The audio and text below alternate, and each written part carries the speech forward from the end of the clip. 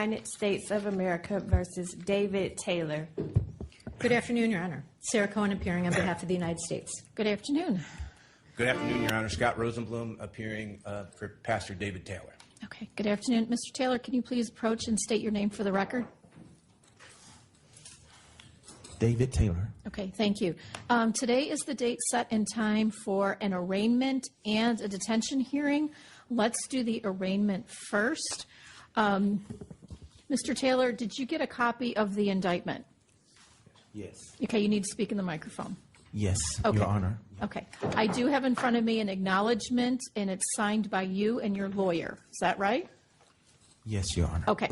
And this document states what you have been charged with and the maximum penalties you could face if you are convicted or plead guilty.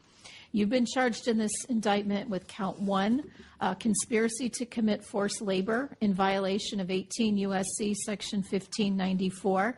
That carries a potential maximum penalty of 20 years imprisonment and a fine of up to $250,000. Counts 2 through 9 charge you with a violation of 18 U.S.C. section 1589, which is forced labor. Each of those counts carries a potential maximum penalty of 20 years imprisonment and a fine of up to $250,000 on each count. You've also been charged in count 10 of this indictment with conspiracy to commit money laundering in violation of 18 U.S.C. section 1956. That also carries a potential maximum penalty of 20 years imprisonment, a fine of up to $500,000, or twice the value of the properties involved in the money laundering transactions. You also need to understand that the court could impose consecutive sentences if you are convicted of more than one count. Mr. Taylor, do you understand what you've been charged with in this indictment? The formal reading of the indictment and enter plea of not guilty to each count. Okay. I will enter a plea of not guilty on each count, and the record will reflect that Mr. Taylor has now been arraigned on the indictment. So the next matter is the detention hearing. And before the government starts its proffer, I just want to put on the record that in advance of this, I've reviewed not only the indictment, but I've also reviewed the memorandum that the government filed in support of detention. I've also reviewed defendant's memorandum in opposition to detention that have been filed, as well as obviously the reports of pretrial services, both from this district and the one that was prepared in the district where he made his initial appearance. So just so you know what I have reviewed, and I am also familiar with the proceedings with the co-defendant. So go ahead. Thank you, Your Honor. With that recognition by the court, the government's argument today and factual proffer will be limited. As the court is well aware, Taylor is charged with forced labor, and Congress requires a presumption of detention. This presumption reflects Congress's substantive judgment that particular classes of offenders should ordinarily be detained prior to trial, such as David Taylor. It is the government's argument that the defendant will not meet its burden of production. However, if the court finds otherwise, the government's argument today will focus on 3142 factors, beginning with the nature and circumstances of the charged offenses. According to the evidence presented to the grand jury and reviewed by this court, David Taylor was a self-proclaimed general of a very unusual and brutal regime. And he was, according to the evidence, a serial sadist. And that is no exaggeration. For 11 years, in 4 states, over a decade, he terrorized and traumatized workers with violence, threats of violence, sleep deprivation, medical deprivation, and food deprivation. Contrary to the defense brief, victims and witnesses will testify that David Taylor, defendant number 2, Michelle Brannon, and others in the organization, including some who are sitting in the courtroom today, assaulted others in the organization, including, to date, at least one minor who has come forward. Specifically, witnesses thus far who have been willing to come forward have reported that approximately 10 members who have assaulted other people within the organization. Because of the nature of the public proceeding, the government is not going to identify those people at this time, but there are approximately 10, again, including some seated in this courtroom today. Victims and witnesses will also testify that they were deprived of food, sleep, and medical care. Their testimony is corroborated overwhelmingly by Taylor's orders and threats to his victims that have been documented. For the record, the government is going to place some of those threats directly from Taylor into the record, notably with the times. Beginning on just one at 12:26 a.m., Taylor texted an armor bearer. As the court knows, an armor bearer is Taylor's personal slave. He instructed the armor bearer as follows: "You'll have to raise $164,000 today." To clarify, the armor bearer was responsible for passing on that order to the workers. "Each hour you will fall behind, consequences will start. We will mess with the food. You will fast from the regular food or abstain for a while. Those who do not push in their calls individually and as a team with the right amount of people and closing numbers at 6 p.m., they don't eat dinner at all."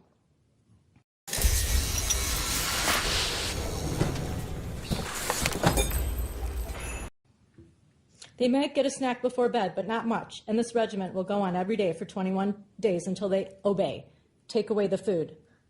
Exclamation point, exclamation point. "There will be other consequences. We must make them fast and pray." Another one at 3:55 a.m. Taylor texted the same armor bearer: "Those in the top 9 that don't do well will stay up and close and stay on top of the delinquents. Put the pressure on them for not having their time off. Nor food. They will fast." At 3:52 a.m. on another date, Taylor texted his armor bearer: "Let everyone know we have to raise at least $50,000 by 12 midnight if this happens.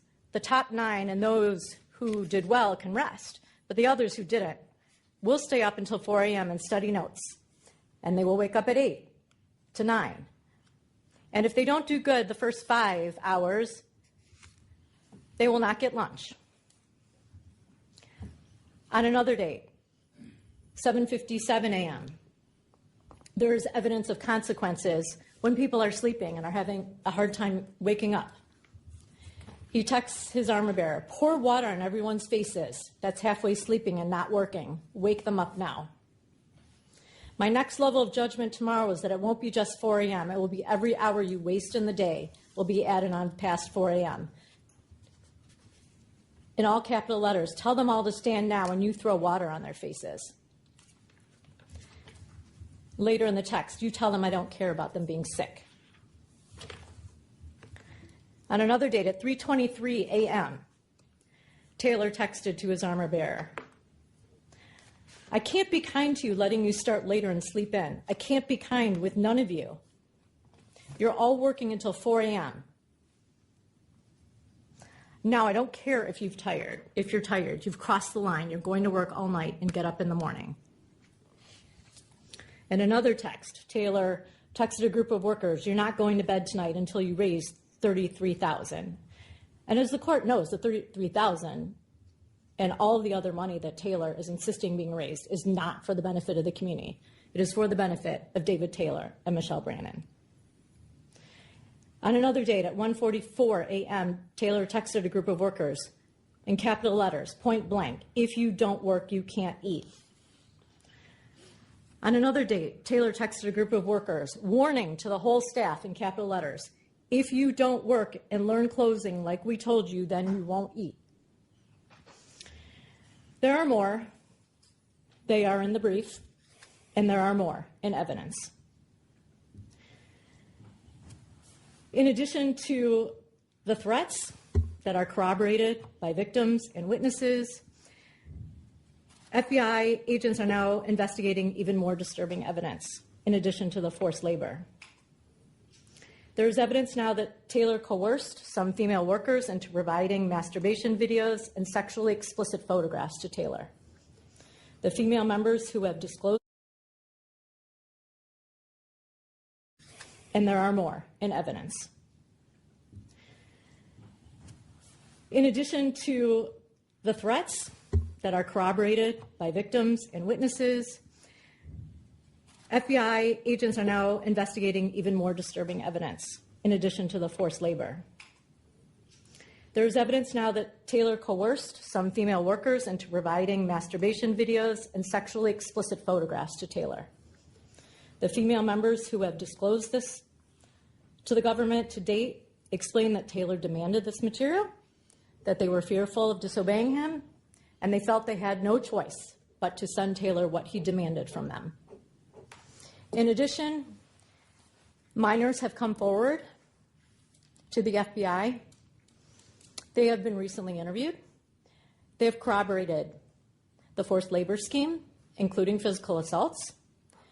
They have reported their own psychological and physical abuse and their own trauma during their involvement in Taylor's organization.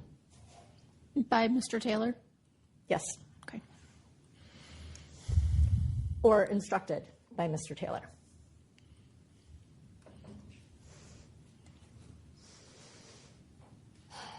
The serious nature and circumstances of the charged forced labor, as well as the newly developing evidence, as well as the money laundering, they weigh in favor of detention.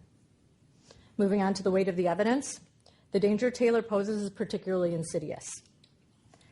Congress, of course, recognized this danger in designating forced labor as a presumption of detention case. But there's more than just forced labor.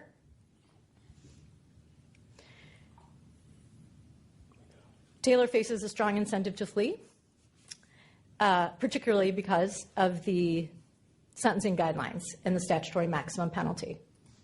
Putting aside the 20-year maximum penalty for a moment, the government's initial estimated calculation for the forced labor charges is 151 to 188 months, and his guideline range for money laundering is similar, 151 to 188 months. It's important that we all understand that forced labor is not just about physical assaults and physical abuse. It is about the psychological trauma and coercion that occurs. And this was happening on a daily basis for over a decade. So to remove David Taylor from the organization is not enough. The fear persists for his victims, not just because he's physically removed. The psychological fear and the psychological trauma continues. The history and characteristics of the defendant. He has no employment outside. Now is no time for the unexpected. It's Gettle time. KOGGC. He does not have significant family or community ties to this district. And while it is true that he has no prior criminal convictions, he has admitted publicly and in messages that he used to be a gangster in his teenage years, very bad in shootouts, etc. So apparently, prior to this forced labor sinister organization that he decided to start, he was involved with violent behavior. And then it's important that the court recognizes that he doesn't have any criminal convictions because he was engaging in a criminal enterprise that was extraordinarily sealed for the past 12 years. In addition to the lack of legitimate ties to this district, the government's financial investigation, which importantly remains ongoing, establishes that Taylor has numerous sources of funds to flee, as detailed in our brief. In addition, the government has just recently learned that Taylor has another source of funds. So this is a source that is not identified in the government's brief. He has an additional cashback debit card account that currently has $12,195.10 in it. And he has an online savings account that has $130,910.23 in it. And that is as of today's date. If the court has any questions about access to funds or the seizure of funds, Adriana Didel the chief of our office's Money Laundering and Asset Recovery Unit, is here to answer the court's questions. Okay. The government also pointed out in its brief that the funds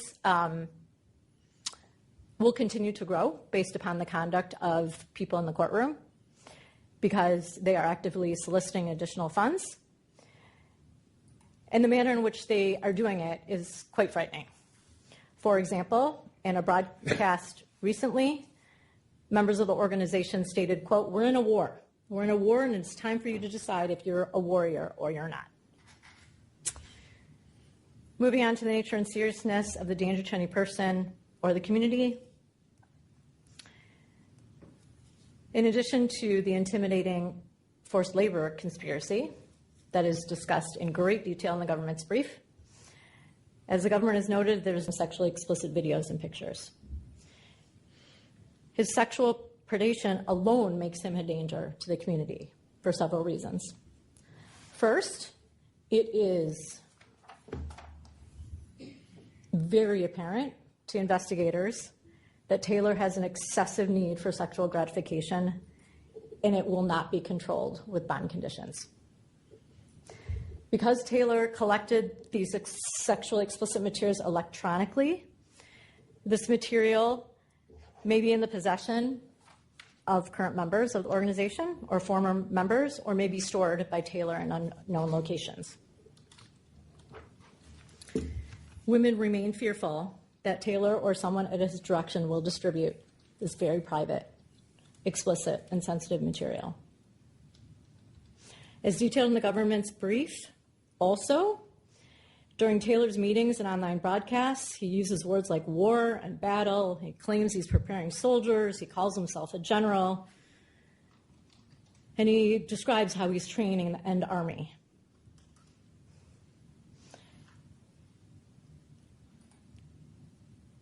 His members are entitled to protest, Your Honor, but as I speak here now, they're outside the courthouse.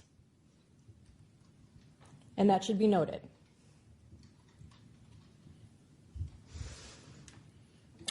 They are carrying on their war message, even as I speak. It is important to note as well that one member of the organization who has been attending court proceedings did interfere with the government providing assistance to victims of this organization. Specifically, on August 27th, victim witness services were present in Tampa when the search warrant was executed. There were nonprofit organizations present as well. These were victim services personnel who were offering help to victims, food, medical care, a phone, whatever they needed. And there were victims who wanted the help. And a person within this organization, a high-level person, a person who admitted that he was number 3 in the organization, who is sitting in the courtroom today, came to that location and convinced those people to leave and not get help. That's the kind of organization that we're dealing with. In addition, Taylor himself and others at his direction have threatened, harassed, and stalked members, either at their indication that they wanted to leave the organization or after they left. Just recently, the government has received descriptions of people, from people, who want us to know the kind of harassing activity that occurs. So there are people out there that are very concerned about David Taylor being released into the community and the kind of harassing and stalking that will occur by him or anyone at his direction. So given Taylor's reign of terror over his victims, his leadership role, his loyal following, and now his sexual exploitation of women, and his evangelizing of violence and obstruction and defiance of law enforcement, Taylor would clearly be a danger to the community if released.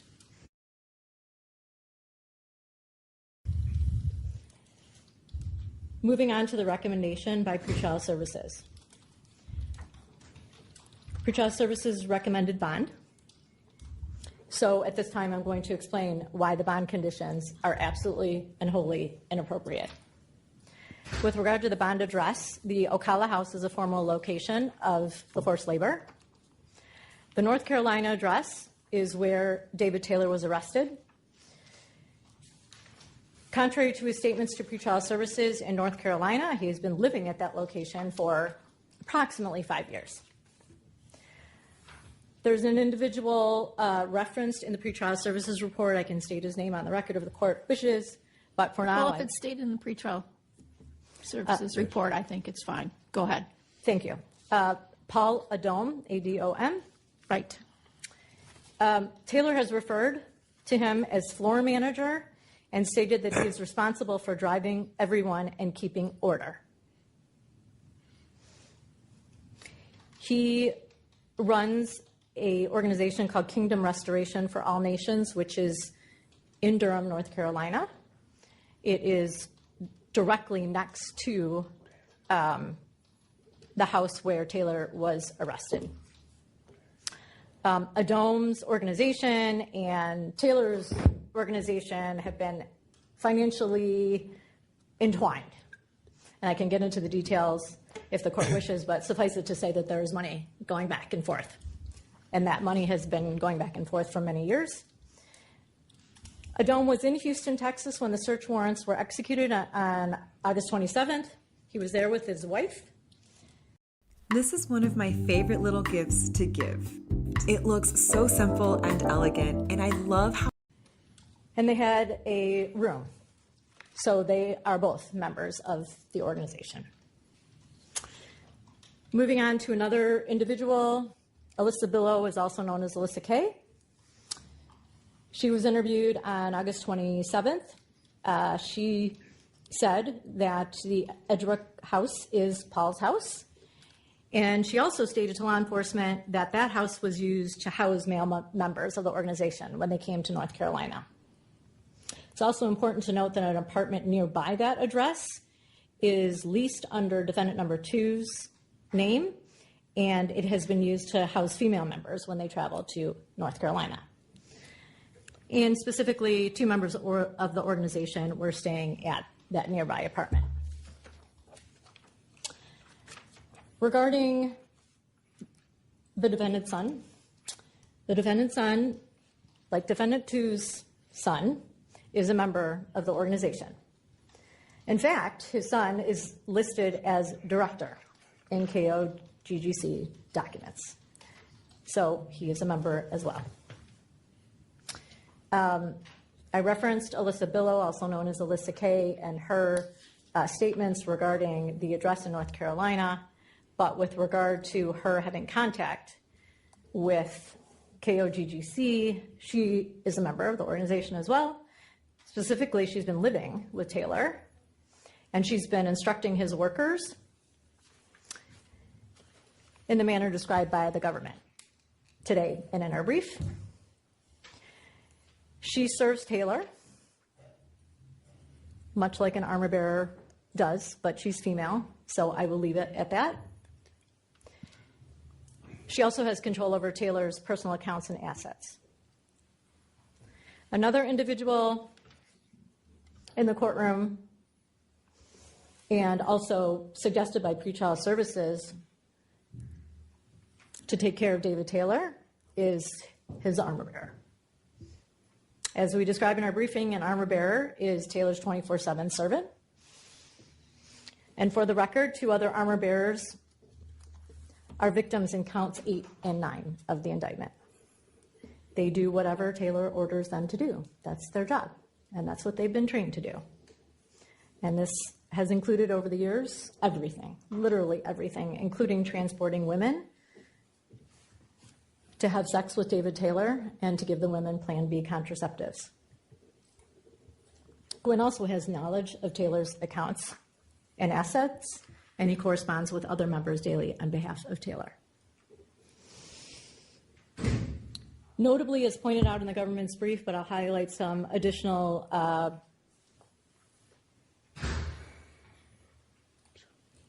inaccuracies in the pretrial services report. And these inaccuracies are the result of David Taylor's lies to pretrial services. He has never been an honest person. We know that from the criminal activity. But when faced with court proceedings and the serious nature of court proceedings, he couldn't be honest with pretrial services. He stated that he was living in St. Louis when he wasn't. He's been in North Carolina for many years. All right. Good evening, everybody. Welcome to part 2 of JMMI and KOGGC cult leaders David E. Taylor and Michelle Brannon cult criminal enterprise. And I wanted everybody just to get a chance just to listen to this, okay? Because the prosecutor's laying out what David's being charged with.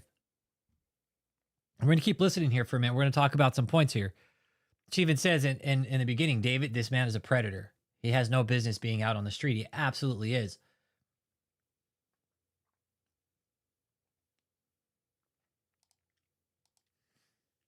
His little Jared curl between his boobies. But we're going to finish this. We're going to talk about Convoy of Miracles, talk about the Amway arena. Okay, because this was basically a money laundering operation, man. He's in that hamburger meat hangout. Hey, what's up, Rob Q? How you doing, man? Let's finish watching this here, or just listening.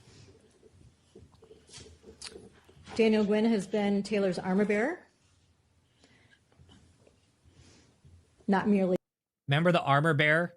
That's just vocabulary. It's basically a term for a fucking servant. A caretaker or a friend. Notably, David Taylor told pretrial services that he was with KOGGC for a specific amount of time, but as described in the government's brief, before KOGGC, Taylor ran JMMI, and he has run both of those organizations for much longer than the mere 8 years that he admitted to pretrial services. And notably, one of the reasons he changed the name is because JMMI lost its nonprofit status. I'm not sure why David Taylor left out additional international travel. Of course, lacking a passport will prevent international travel, but again, Dallas. just pointing out his dishonesty that. Hey, Dallas, I'm sorry, man. Hey, bro, I got a dog too, man, and you know what, brother? Hardest thing to do, my guy. I'm with you, bro. It happens, bro. You know what, Dallas? You're a good owner, bro. You're a good pet owner, dude. Because you know what? It's all going to come, dude. It's going to come from my dog someday, bro. And that's part of being a good pet owner, Dallas. You did the right thing, bro. It's tough, dude. I'm with you, bro. I'm sad for your loss, dude. I don't like when my friends lose their dogs, dude. Yeah, dude. Fuck, dogs is the toughest, bro.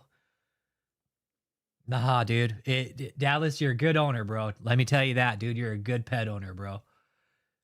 It was time, dude, and you knew it, dude, and you did the right thing, bro, all right? So, I'm with you, dude.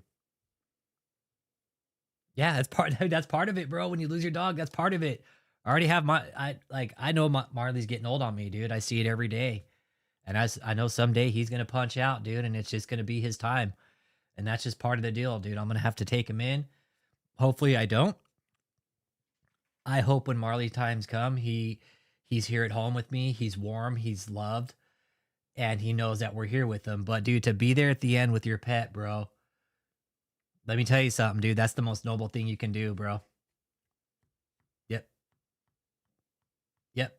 It's the most noble and loyal fucking thing you could do, bro. Let me tell you something. Nah. You did right, dude.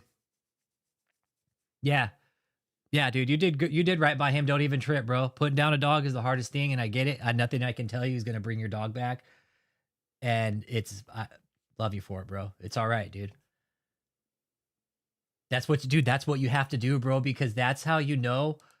Dude, that's what I mean, bro. Like, you have to let them know, like, you're there with them to the end, dude, because he would have done the same thing for you, bro. Dogs will do that for you.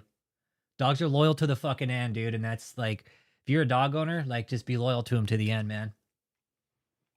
They are, dude. Dogs are the greatest fucking thing on earth, man. And they are, Dallas. I'm sorry, bro.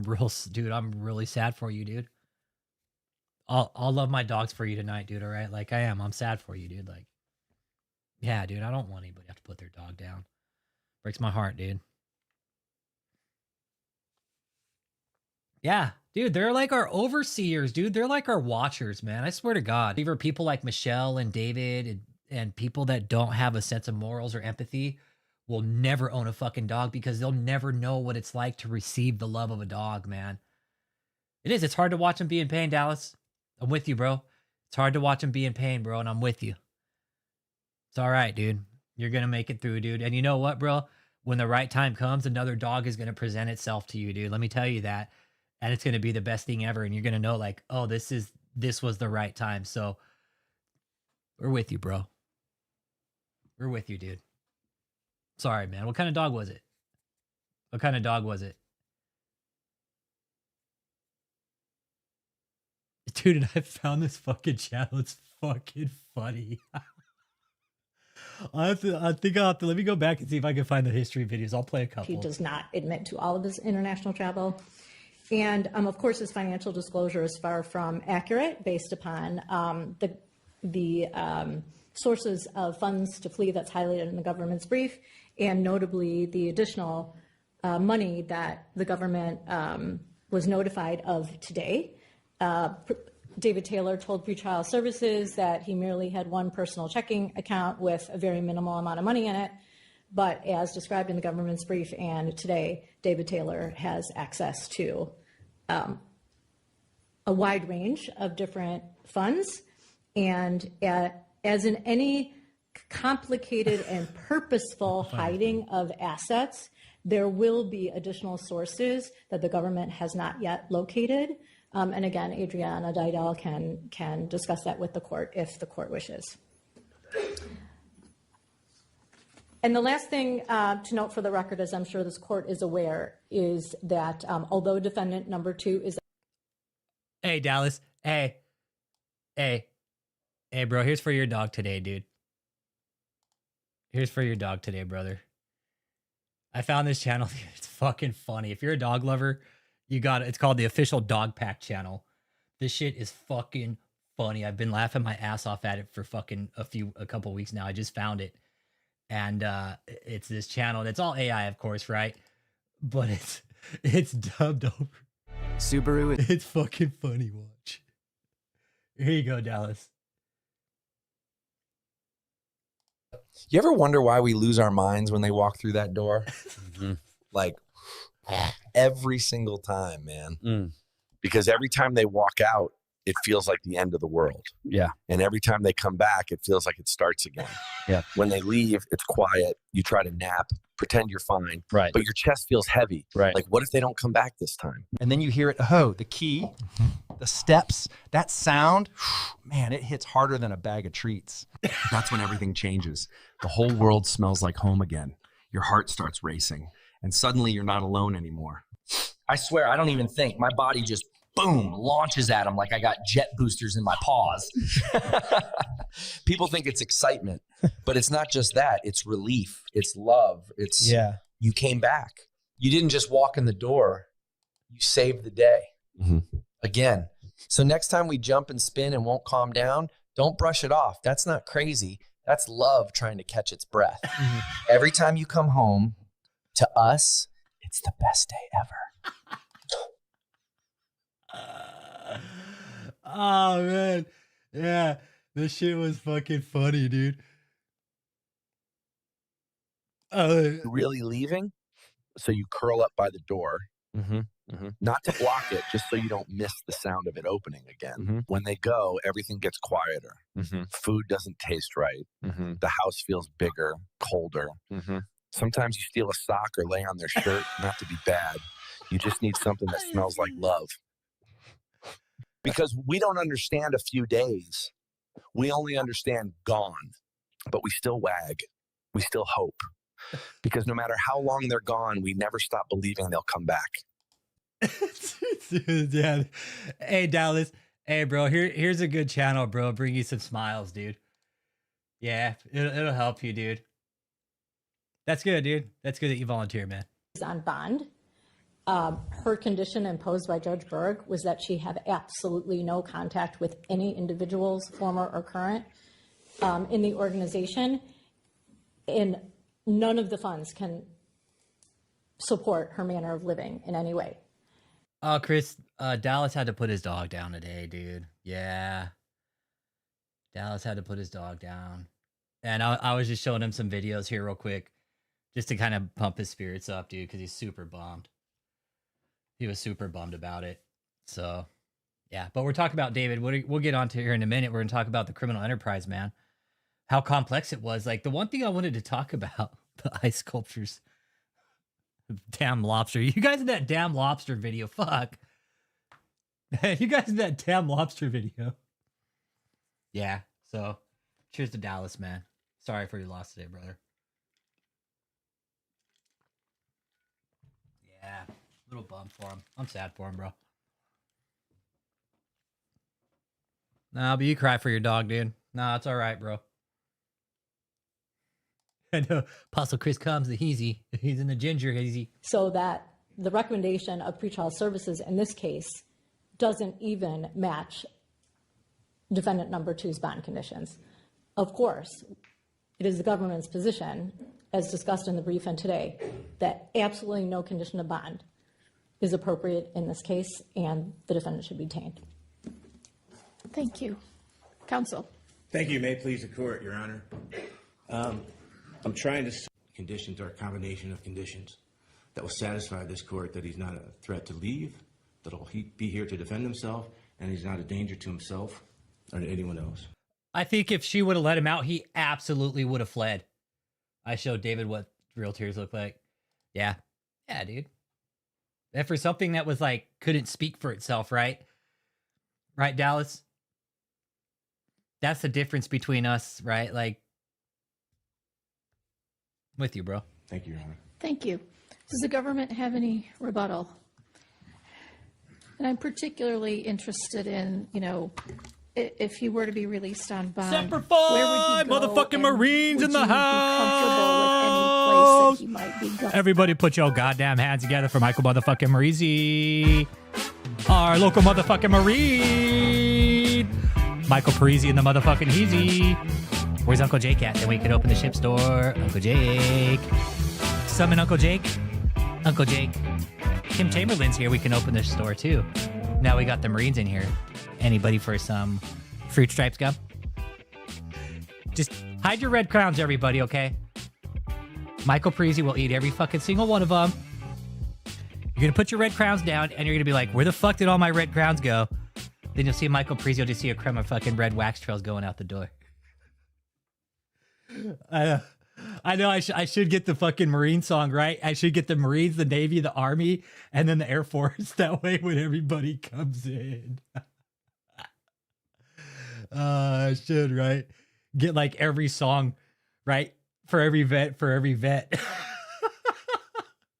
Where he would not pose a danger. The answer is unequivocally no. There has been no proposed address. Well, there have been, Your Honor. Well, I understand what's in the pretrial services report, okay? And I provided the pretrial services officer with another address after our meeting today. Okay.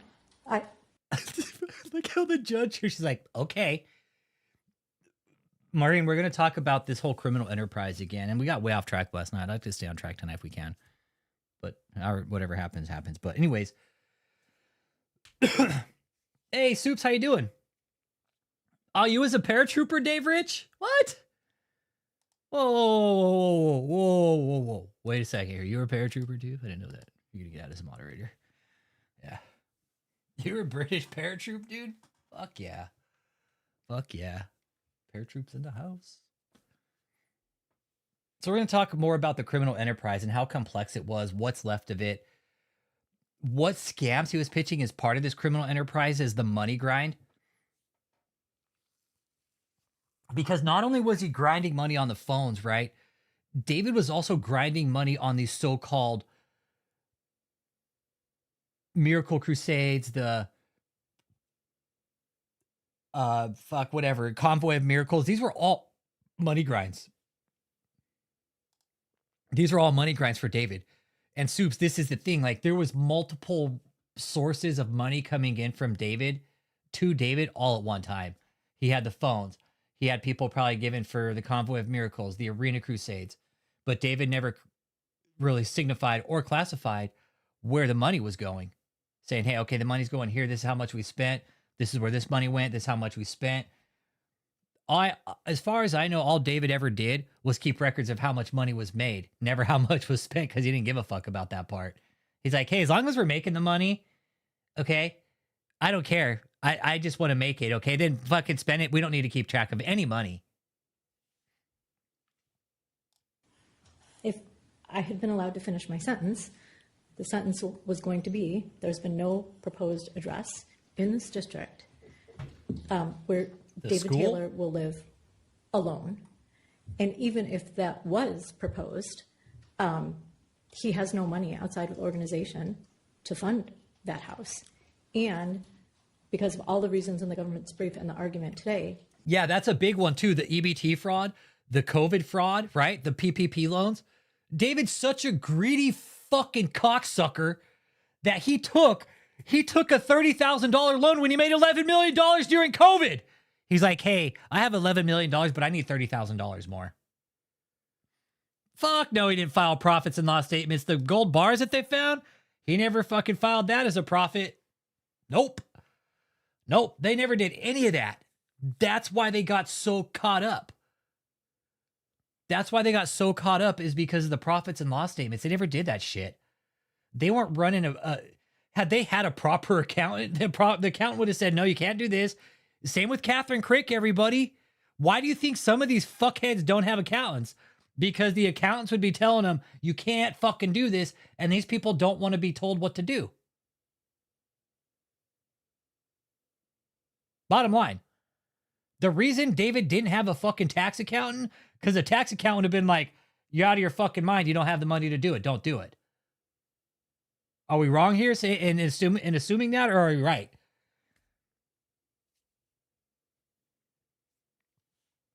The reason he lost the JMMI exemption because he wasn't fucking paying. Exactly. He lost it once. He got it reinstated. Then he lost it again. Probably for the same fucking reason, Kim, because he wasn't paying the bill. He wasn't reporting his money. You have to report your money by law, even if you're a fucking church, okay? It doesn't matter. You have to report your income. Government doesn't give a fuck. They want to know where the money's coming from. Plain and simple.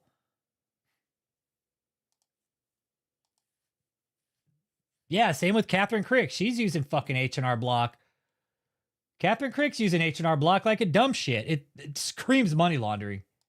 The government submits that David Taylor, even living alone, even in the Eastern District of Michigan, hey, thanks for the seed, Dylan! Because he is the leader. Because he is the leader. Because of all of the facts of this criminal activity. Because of his... Hey, you know what? I will. I'll get Marley and Marilyn and the dogs. I'll get them some treats, bro. I will for that, dude. Yeah. I'll get them like some pup cups and shit, dude. And I'll get them like some fucking toys and shit, dude.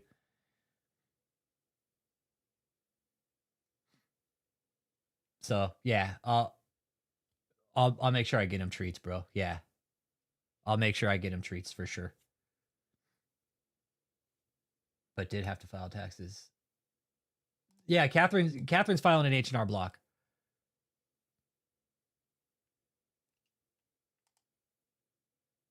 It was spending all the seeds. Yeah, spreading his seeds on the congregation. They didn't file because they required a church specialist. Exactly. Oh, that's because we have to use a church specialist. Yeah, they're going to unfuck your books. Be like, dude, you're laundering money. Oh, Starlink's good. Starlink's good, man. Starlink's good. Fucking rowdy as fuck. That's the thing. If I see somebody has a dog and they're good to their dog, that tells me a lot about the person. If I see the dog's fed, taken care of, is played with, is loved, it tells me a lot about the person that owns the dog. Yeah, and you're right. David hasn't filed in years. He's jumped the money through the tax exemptions to launder it. That's what we've been saying. So he can say, oh, well, I took a loss this year. Well, not this one. This one didn't take a loss. Again, I know David's money laundering scheme. I know what the fuck he did. I know exactly what he did. When he started losing money with JMMI and getting revoked and shit, he's like, okay, let me make another one, dump it into KOGGC. Let me buy a bunch of properties and launder the money. Classic mob tactic, man. I chose the domain name joshharmon.tv because I think about my content like overwhelming, coercive, and threatening and terrorizing behavior for over a decade. And I want to emphasize a couple of points and correct the record with regard to just a couple of things, Your Honor. First of all, the court understands this, but for purposes of the record, the organization has sought for decades money from individuals without informing those individuals the nature of this criminal organization. So the emphasis on the organization's reach to hundreds of thousands of people emphasizes the danger of that criminal organization and the danger of it continuing, because donors are not informed of the nature of this organization, the victimization that has occurred, and that the government submits remains occurring. Whether members admit that they're victims or not, they are victims of David Taylor and Michelle Brannon. I want to clarify for the record with regard to the number of people that the evidence in the organization. If the government was unclear, I apologize, so I'm clarifying now. There are substantive counts in the indictment with regard to victims, and that number is as the defense counsel stated. The government's argument today is that the evidence thus far has established that approximately 10 members of the organization, including David Taylor and Michelle Brannon, have assaulted other individuals in the organization, including a minor that has come forward recently.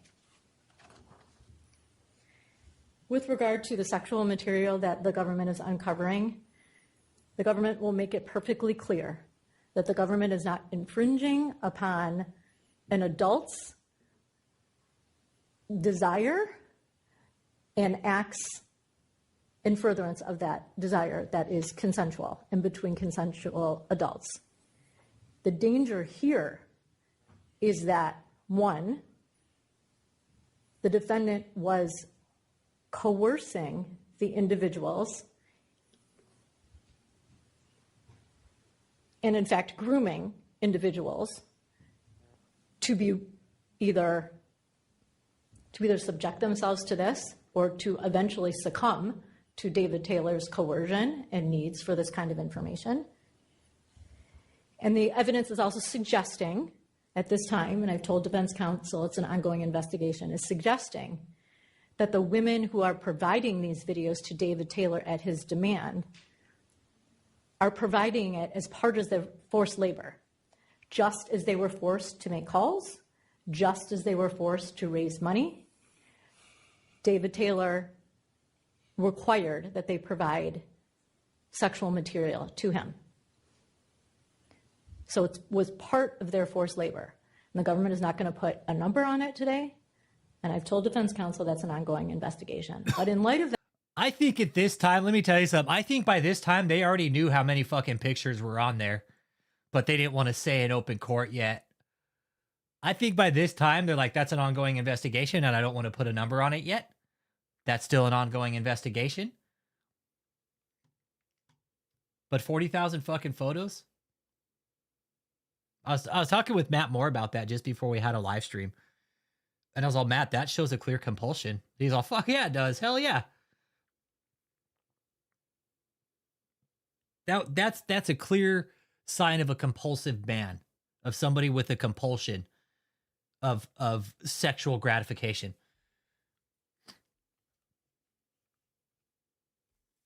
That's a dangerous compulsion for somebody like David. Like sexual compulsions, like I've been borderline. Now I'm not going to sit here and fucking lie to people about it. Like I've been that way before, and it's very dangerous. It is, because I'm glad I stepped back from that and fucking got some help for it because it's very serious. All right. Having fucking sexual compulsions like that is not a healthy fucking habit, man. It's very, very fucking dangerous, especially when you're in a position of power like this piece of shit David was. Very dangerous. It's very dangerous to yourself. It's very dangerous to your psyche. It's very dangerous to the people around you.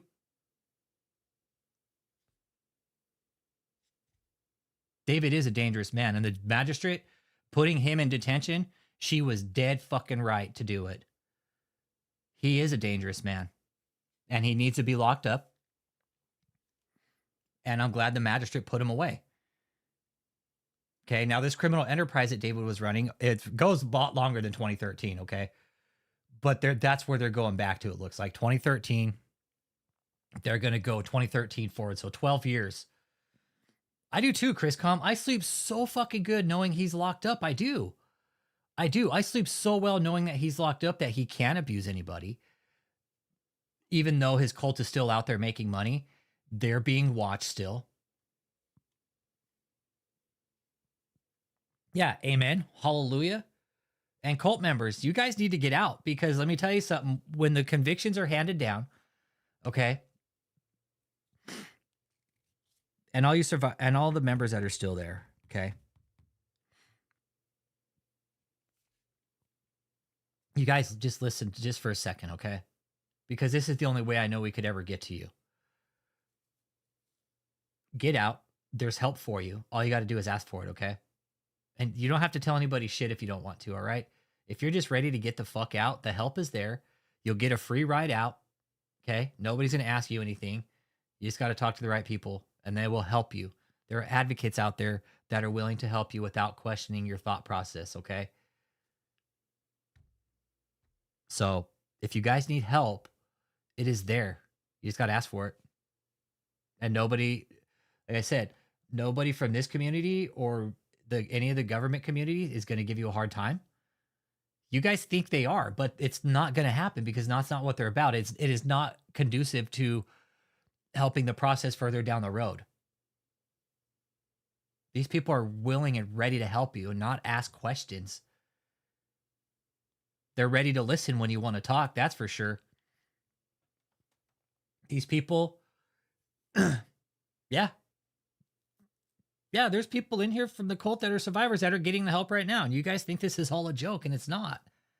There's a free ride waiting for you guys on the out. If you guys are ready, we'll put you in contact with the right people. Just get in touch with us, man. It's over, you guys. This is over. Okay? This criminal enterprise is done. There's no convoy of miracles going to happen. There's no Amway arena ever going to happen. It never was. The whole convoy, I mean, come on, you guys. Really, cult members, think about this. How were you guys expecting to do this whole convoy, do the stage? Like, cult members, really think about this for a minute, okay? The ones that are still there in David's cult, think about this. How was he going to do this logistically? He didn't have enough trucks, okay? He didn't have the stage built. He didn't have the money to fill the arena. I mean, really, you guys really think about this. Cult members that are still there, okay? Really think about it. How was he going to do all of this and buy all these properties? Some of you guys didn't even know he bought the fucking properties. You guys didn't even know, some of you. You guys barely found out when he got arrested that he had these properties. Some of you have never even fucking seen David personally. You've never seen your own fucking pastor? Really think about this, members of this cult.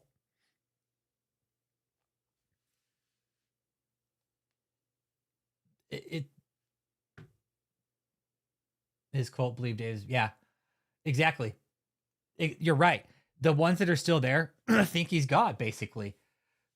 Yeah, the women, the dudes that are just all emasculated because they don't know better.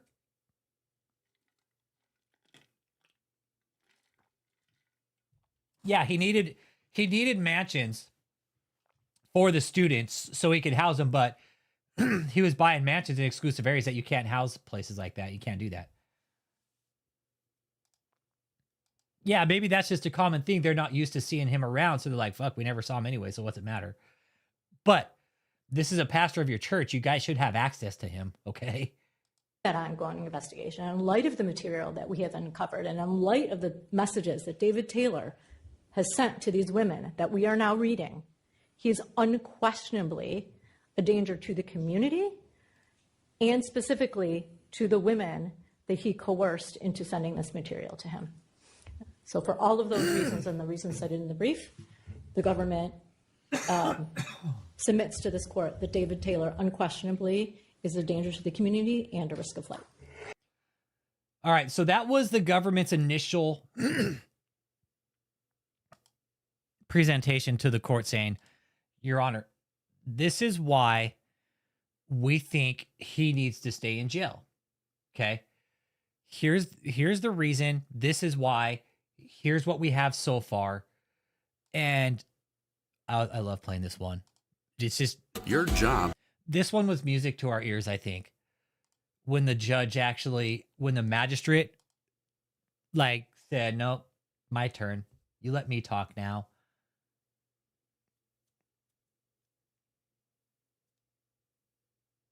And it was because David's criminal enterprise had finally been found out by the courts. It is. You're right. Like David's more he's harder to get to than the fucking president. Seriously. David had that persona about him. He's like, I'm fucking higher up than the president. And I've heard about the way he rolls in. Like when he went to do the stage and shit, right? They said fucking the people that were there I spoke to, the owners of the stage company, they're like, dude, when he fucking came in, it was like he rolled in like an entourage, like he was the fucking president, like with fucking 5 or 6 cars. And everybody got out and it was him. I'm like, get the fuck out of here. Like, yeah. Like he's some kind of fucking high-end roller or some shit. Came rolling in and blacked out Suburbans and fucking like Mercedes and shit like he was some fucking baller. I'm like, get the fuck out of here. And you're like, yeah, that's the kind of ego this man has. So. Oh yeah, Chris, dude, that's gonna fucking bury him, dude. I mean.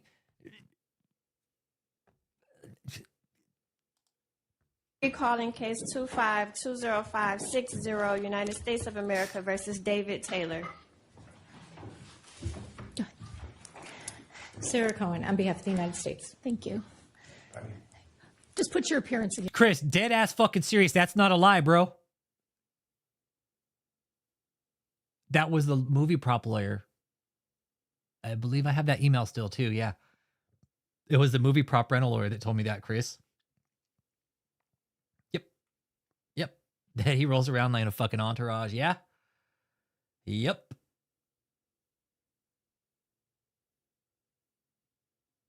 Yep. Like a fucking piece of shit. Yep. Definitely. Yep. And on the record, please. Oh, Scott Rosenblum. I'm sorry. I was just getting notes for what you're going to say. Oh, okay. All right. Mr. Taylor, I'm going to say some things that the folks in this courtroom have Irie Dread and the Heezy. probably heard a couple more times today, but it is part of my decision-making process. And the first thing is you are entitled to the presumption of innocence. There is nothing that has taken place in this hearing today, anything that was in the government's proffer, its memorandum, or anything that I might set forth in any finding that's intended or should affect that presumption of your innocence. And this is a detention hearing, and it's governed by the Bail Reform Act. And that act says that detention is considered an exceptional step. Bond is presumed unless it is determined that there are no conditions or combination of conditions that will reasonably assure your appearance or reasonably assure the safety of the community. And the act requires that I impose the least restrictive measures to provide those reasonable assurances. Now, in your case, with the charges that you are facing, it is a presumption case. And that means that the... You know what, Irie Dread? I am too. I'm glad he got a woman. But Michelle, she's going to piss off her fucking judge, dude. No. Hey, Irie, you know, when the judge finds out that Michelle violated her bond, Dude, he's gonna be so pissed. Oh, dude. Oh, she's already violated multiple times, and that's the thing they'll let her do, Irie Dread. The judge might already know that she's violated. He's gonna tell her, let her keep fucking up. We'll get her. Don't worry. It's okay, Leanne, because Michelle's the dumb one. Michelle's the dumb one. She's gonna lead him back with breadcrumbs. Michelle's gonna lead the fucking government back with breadcrumbs, dude. She's gonna throw out a fucking trail of breadcrumbs and fucking seed and shit for him to follow. Michelle Brannon 101. If she can fuck it up, she's gonna fuck it up, okay? If the judge told her not to do it, you know what Michelle's gonna do? Exactly what the judge told her not to do. The judge told her not to contact anybody from the cult. Michelle's gonna contact somebody from the cult. Michelle Brannon 101. If it has a hole in a heartbeat, she's gonna fuck it up, okay? These charges are so serious by their very nature that Congress has decided that do not call the judge. No. You could write letters, but you write it to the court clerk. If you have a letter, and you can, let me tell you something. Hey, let's be real clear about this. Let's be real fucking clear about this, okay? We can write the courts as concerned fucking citizens. You absolutely fucking right we can. Let me tell you something. They have pull. Okay? You write your letter, but just send it to the court clerk. That's their job, is to get letters like that to the judge. You send a letter of concern, you address it to the court, and you address it to the judge, but you also address it to the court clerk.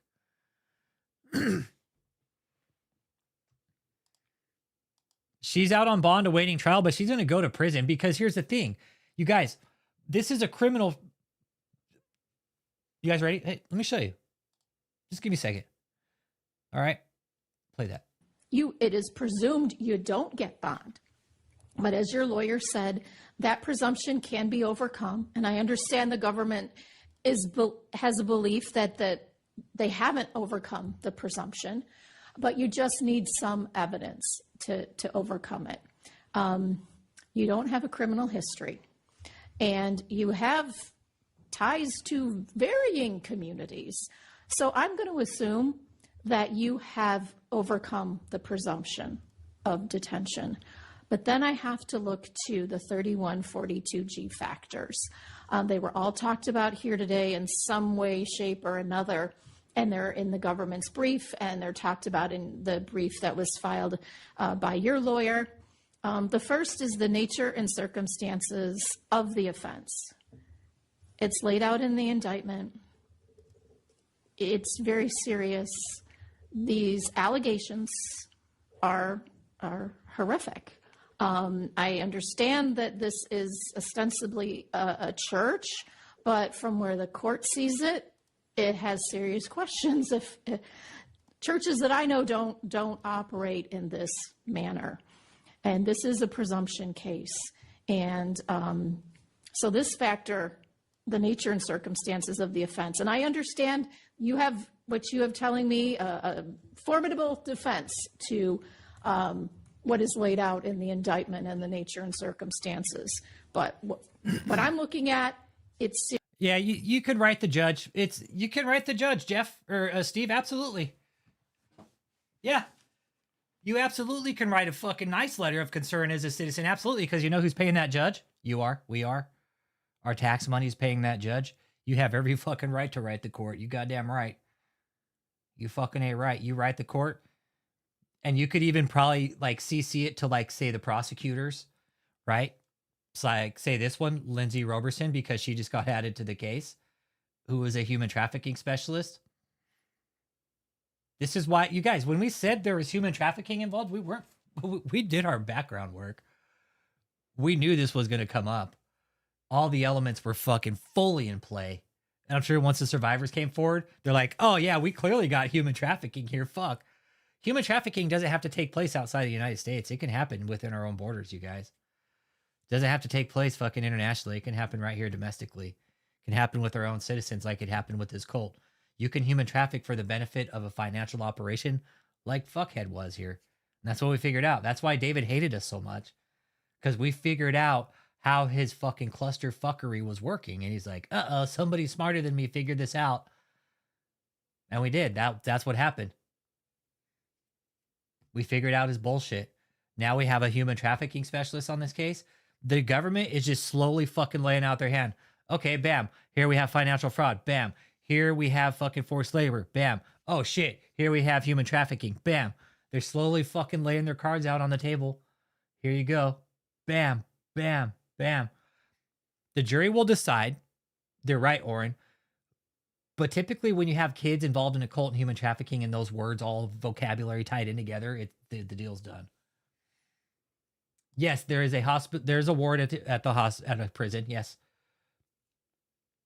Yes, because they have to take care of prisoners. They can't let them fucking just sit there and like get sick. No, the system takes care of them, and he can get medical attention. But I was talking to Doc Nick about this, and he said, Rich, he's like, even though prisoners have access to he's like, let me tell you something. He's like, dude, they have access to really good healthcare.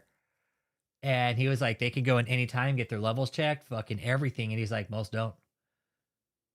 Most don't. He's like, most go in there and fucking self-destruct. And he's like, I could see David doing that. And I was like, I could too, Doc. I could too. Serious, it weighs in favor of detention. Then I consider the weight of the evidence. It's not the weight of the evidence of your guilt or innocence. It's the weight of the evidence as to your risk of non-appearance or danger to the community. And as to your risk of non-appearance, the government has set forth here today and in its memorandum, that you have some financial means potentially. Don't forget, they found one bank account with $4 million fucking dollars in it. Okay. Cliff told us that. Oh, they have to pay that back like double. No. It's like double what it is, Zella. They have to pay back double. Hey, Okami 6, yeah. He's a true fucking shutaway now, right? Hey, hit that like, subscribe too. Okami, appreciate you being here. We're listening to the court cases and him being the indictments. And we're also filling in the gaps about the criminal enterprise. Like, this was a fucking money grind, dude. It was a full-on money machine. And David implicated human trafficking and forced labor in order to make as much money as he possibly fucking could. This was a very articulate fucking criminal enterprise, man. They worked really hard to get it where it was. And right when it was probably at its fucking apex of making money, the feds are like, nope, rug pull. All right, be good, Marine. Be good, Marine. Stay in touch, Ben. I don't know if it's super significant for you to go a lot of places, but what's really concerning about me is that you have ties so many different places, in so many different states, and you have supporters. I'm hearing, 200,000 people, and that gives me some concern that you are a risk of non-appearance. Because immigrants aren't the threat. Can't fucking stand ads, man. How to make 8-figure scamming church folk. Fuck, dude. Your ties and your supporters, and they only have to convince me by a preponderance of the evidence. And they've come really close to that. But I'm mostly concerned about the danger to the community, and they have to show clear and convincing evidence. And I look at what's set forth in the affidavit. Those aren't just, there's allegations, yes, but there's actual text messages that are set forth that enhance what's in the affidavit. And then I heard in the government's proffer today, and I understand this is an ongoing investigation and they are still uncovering things. And the things that they have told me today that they have uncovered are very concerning, very disturbing, and, indicative of your dangerousness. And I think your history and characteristics as well. You don't have a criminal history. And by your lawyer, you've been, serving in this ministry, and you have supporters here who believe in you. And, that would be a good thing in your favor, but it also cuts the other way too, because what's laid out here in this indictment and what I've read is really concerning, Mr. Taylor. You are alleged to lead this organization that is alleged to have engaged in some activity that is. I wonder if David figured the judge wasn't going to read the indictment. Incredibly troubling, concerning to the court. So I think this all speaks to your dangerousness to the community. And I know your supporters completely disagree, but you don't have all just supporters. There are people who, you're going to have your witnesses at trial that say none of this happened. They're going to have their people that tell a very different story. And that's not unusual in situations like this. But from my vantage point, I'm extremely concerned. I'm also really concerned because there's no real good place right now for me to tell you where you could go, where you would be. No, you let me talk. Okay. You've talked. I know you proposed an address in this district that hasn't been vetted by pretrial services. I have no idea where that is. You don't have, you have some ties to this district. There was a church place here. But I'm not convinced that anything pretrial services has offered. I think one of the bond conditions of your co-defendant was to be completely separated from the church. I don't think that's possible here.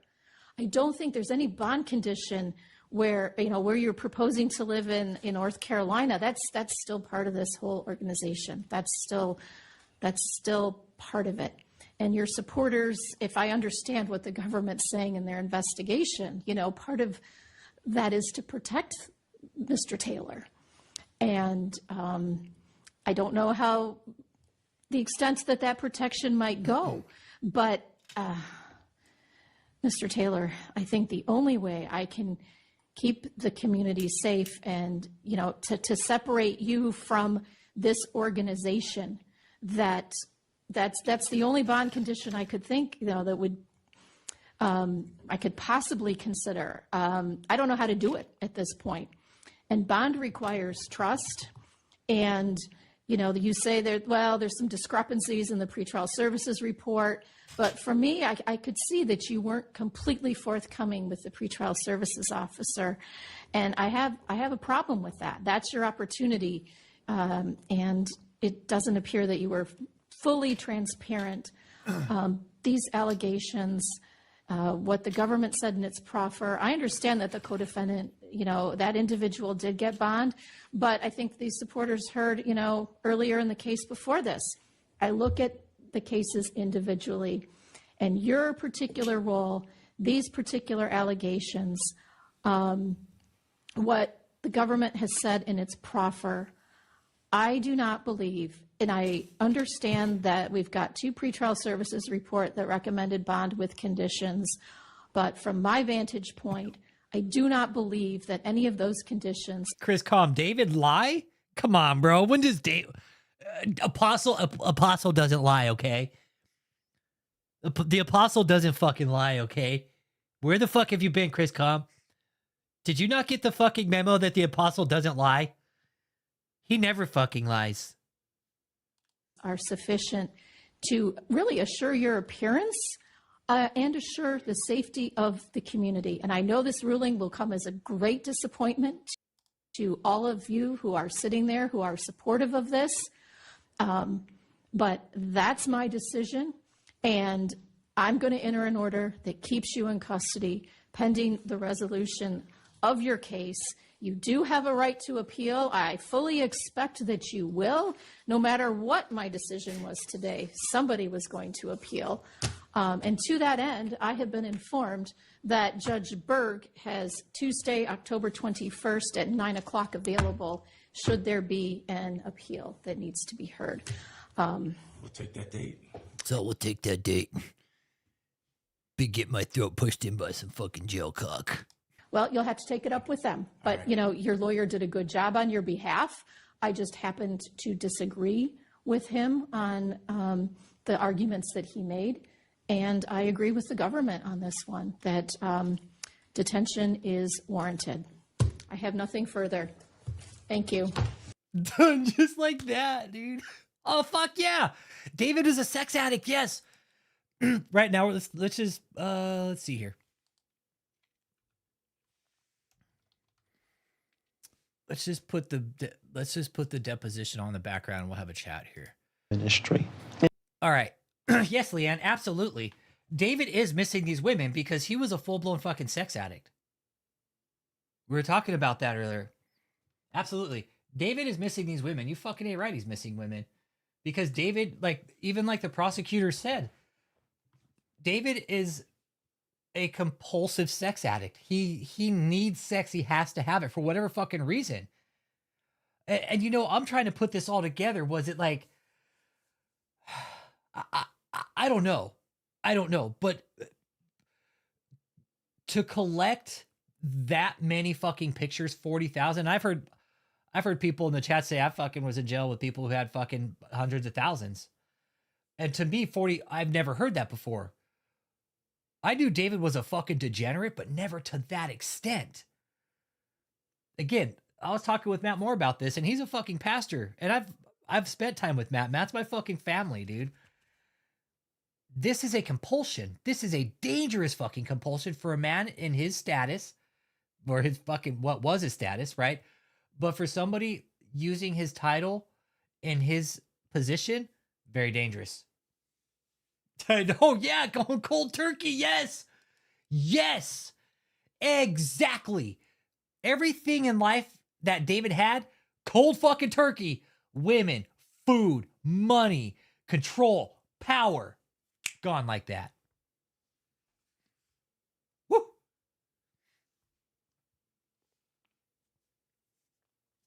Can you imagine that? Seriously, you guys imagine David's fall from grace, right? You hit it on the fucking spot. Oh, I know. Soups, we seen it in the indictment. Like, he was calling you guys degenerates for not making a money. Like, yo, fuck that guy. While he's sitting there rolling in his own fucking shit, literally calling his fucking cult members that are literally working their fucking asses off for free, calling him a fucking degenerate. Fuck that walrus. Fuck him. Fuck him. The nerve of this piece of shit. That is how I feel about it. The fucking nerve. And we have eyewitness accounts. We have eyewitness accounts of this shit, man. And the rocking back and forth, that's because people are fucking tired. And I've spoken to the fucking survivors. When the time is right and these people are ready to come out, they will tell you the people are rocking back and forth because they're so fucking tired. I've been told we fucking fell asleep under sheer exhaustion before. And the nerve of this fucking gutter fucking slug to call his cult members degenerates that were literally working their fucking asses off for fucking free. And this piece of shit said, work your fucking asses off. You don't, I'm feeding you fucking peanut butter and jelly. Oh yeah, you're gonna be put out to the fucking street too if you don't make enough money.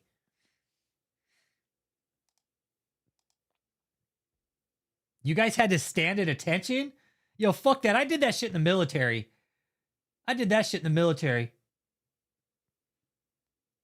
You don't do that for any man. No.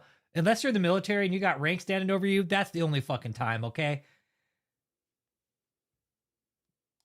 Walrus? Yeah. Okameeth. Yeah, this is the gutter walrus. David Taylor? Yeah, gutter slug, gutter walrus. Land walrus. He is. He's a piece of shit, man. This guy was fucked up and he did fucked up shit to people, man. And he got away with it for so long. Yeah, Cole. Hey, Chris, come later, Pingo. Hey, Chris.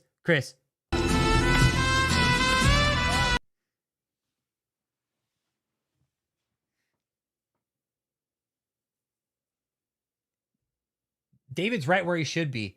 And whoever just brought that up went cold turkey from everything in life immediately. Yes. That's the best way to fucking put it. That's the best analogy. He was a general, and every time we got a text message from him, we had to stand at attention and allegiance to him. Yeah.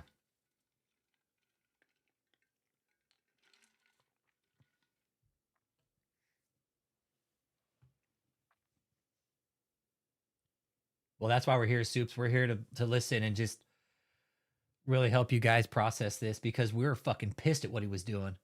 We're fucking livid. We're like, yo, fuck this guy. Why is he, and like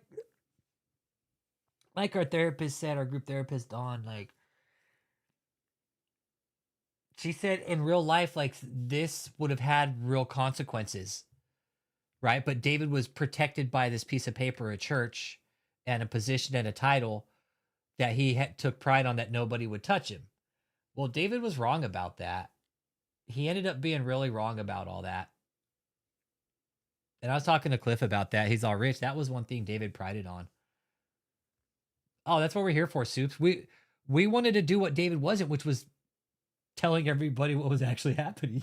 He was fucking lying to everybody. We're like, well, wait a second.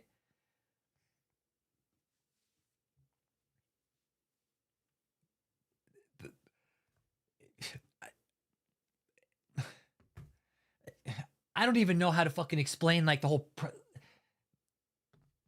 like when I think about what the cause and effect of this deposition is, look where we're at. Look at the dates. Okay. Look at the dates. 2015. We are 10 years later from the date of this deposition. The feds took it back to 2013.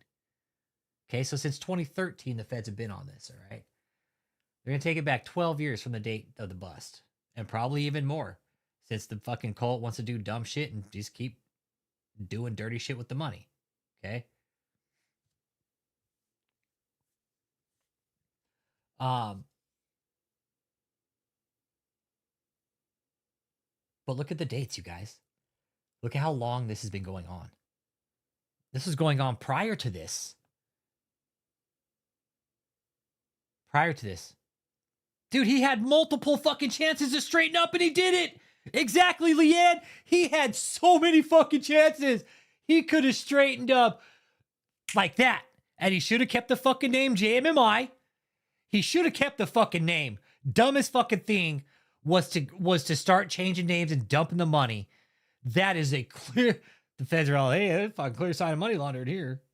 I mean, the amass... Where he got fucking busted, I think, I don't know what the ultimate, I still wonder, like, what was the plug pull? I wonder, like, what was it that made the feds jump to go ahead and bust David that day? I really do. I often wonder what it took that day. Why? Like, what was it? We were watching him amass all the fucking property, you guys. We knew that. We were tracking his money. And the indictments, imagine hearing that. Yep. David isolated you from the family. Hey, and you know what else? Hey, Soups, you know something we've always talked about? Like the human trafficking, right? The Blue Campaign. That's what's called the Blue Campaign, Homeland Security. I'm always going to point back to this because we knew. We fucking knew, man. We knew. We knew.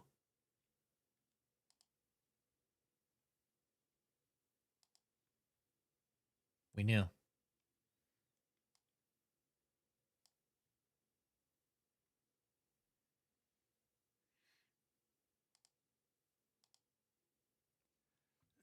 Well, that too, and like ultimately, like that's bullshit. That's bullshit, dude. The feds have endless amount of resources. They should be fucking sealing these cases in half the fucking time. Like, I know they like to seal deals and shit, but like, man.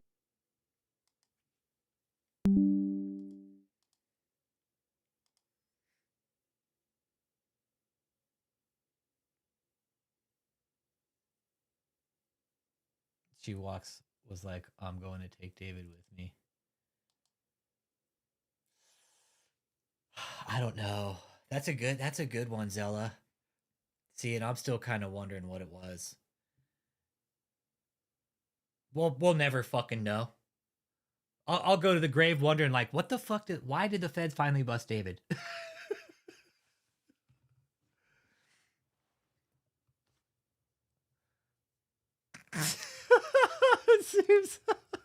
Fucking David hated me.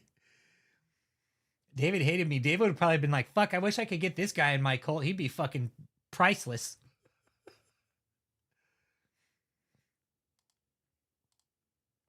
Well, an evangelist carry, that's ultimately what the feds have to have, right? But I think when it comes down to it, like before they even make a bust, like they better make sure they have everything in line. Okay, they really are. They're not going to. The feds, like when they bust and raid, they don't just show up for like, hey, we had a police report on you. Okay, we're here. We need to check this out real quick, and then we'll be out of your hair. No, when the feds show up in force like that, it's for a reason. I know for a fact there were guns, which is exactly why the feds showed up the way they did, because there were guns. There were guns. And Kia's like, they literally had red dots on us. Yeah, because they knew you had fucking assault rifles at that fucking mansion where the gold was. Hey, cat mom. Real pussies wear pink socks. Hey, Thice brother, how you doing?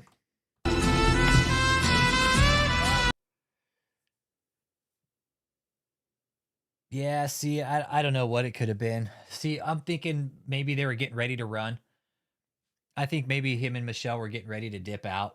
I mean, they had gold bars. I mean, fuck, that's currency. You can just fucking swap out anywhere you go. That's cold hard cash right there. You think she's gonna cut fence? Okami 6? You guys in the fucking lobster, god damn. Hey, Mike Lewis, but he sure is a frugal fucking guy, right? But he's, hey, you know what? I'm going to go ahead and run this human trafficking operation, call it a church. Hey, but you know what? I'm going to go ahead and fuck my members over. And in the process, you know, I'm going to go ahead and launder some money, you know, maybe turn some tricks out of the back door of this hotel with this fucking creepy guy named Maheshi Expressi. Shh, but don't tell anybody that. That's a secret. Michelle changed her name Michelle changed her name multiple times while she's in this cold. Yep. She was in the process of changing her name. Yep. She was getting ready to. And that's enough for the feds probably to be like, oh, she's changing her fucking name. Yes, she was. Oops, she was in the process. She was in the process. She's like, I think I'm about to get busted. Let me see if I can change my name real quick. Maybe they won't catch me then. Her maiden name is Riles. Michelle Denise Riles, I believe. She's been married, but she changes her name like, dude, she'll go by Denise Michelle like Dave Rich. I don't know, bro. I don't know. Let's ask the community. Dave Rich, how's Michelle surviving? Dude, that's one that's a banger for me, dude. Michelle was married at one time. Yep. Michelle Denise Riles. Yeah, Michelle Denise Brannon. But Dave Rich got a good one, man. How's she surviving? Because I know the judge doesn't give a fuck about her being homeless. Yeah. Michelle could be seeking at like some old folks home for fucking supper right now for all we know. Yeah. But the thing is, if money hits a bank account that Michelle has and she hasn't gone out and worked and it's already happened, $127,000 to be exact, it hit her account and the feds rug pulled it from her because it came from an anonymous source. They didn't know who the fuck it was. They're like, whoa, wait a second. You haven't done any work or anything? Where'd you get this $130,000 from? Oh, man. I haven't, Cat Mom, no. Yep. The cult money is being filtered to her somehow, and the feds are going to find out every time. They're going to find out every fucking time. Michelle's got to get a job. Miss Brannon, how did you get this money? We saw it come into your account. Oh, well, I got it from this person. Well, how do you know this person, Miss Brannon? And they're going to start tracking, find out who these people are. They're opening up a big fucking network. Anybody who's trying to send money to Michelle right now, go ahead and do it. Please keep making that mistake. Please keep fucking up and just building this case bigger for the feds. That's what's happening. It's already not looking good for Michelle. She was babysitting fucking gold bars. Yeah, she could start at OnlyFans, like for fucking grandmas or some shit like that. I don't know. She got grandkids, so she could. Yeah, sorry. And that's the thing, right? Think about it, Soups. How difficult life is going to be for Michelle now. She should have just stayed inside and fucking started like working in some kind of work program and started reforming in prison before she got out and hit the streets, because Michelle probably be scared of her own fucking shadow right now. No family, no friends, right, Zella? Yep. Call it only grands. 65 and over.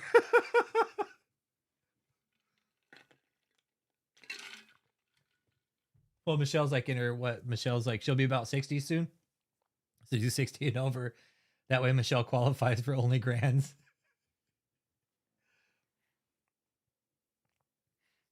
But, yeah, the human trafficking is in play.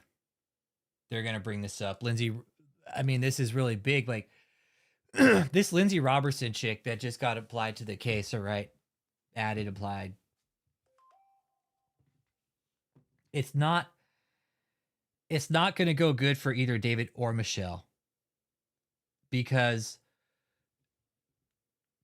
she's been added to both cases, to both people, not just David, not just Michelle, both of them. So I'm hoping if the case splits, when it does split, that Lindsay is going to stay on and she's going to be on both ends. Be like, no, both of them. As it should be. Michelle was in on this. She knew what she was doing. She moved people around. She knew what she was doing. Michelle ain't fucking dumb. That's why when she came out of court and the news agents were trying to get her, she walked right back in because she's so scared. Yep. No, you want to know how, Cat Mom? Facebook. Fucking Facebook. When do the duo go to trial, Butterfly? Right now it's scheduled for April. But I always say this, you guys, with the amount of evidence that's been brought up in this case, probably not till next year. David could be sitting in jail for the next 2 fucking years, just going to and from court, arguing shit.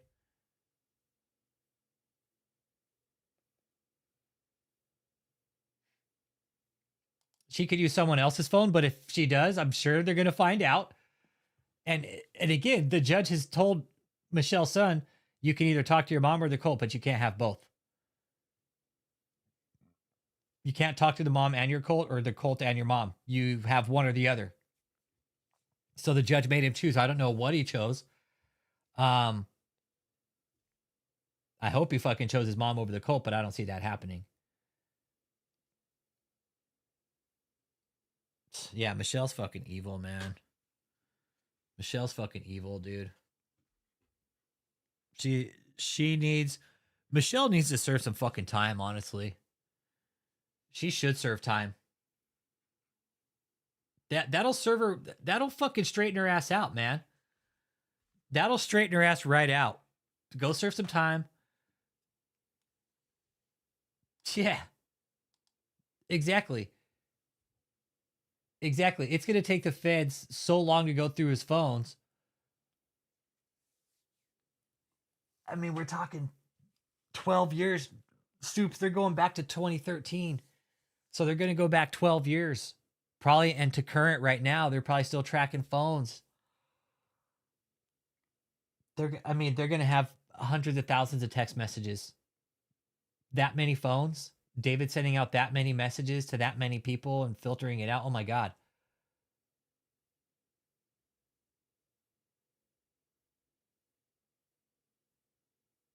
This man was very calculated with what he did.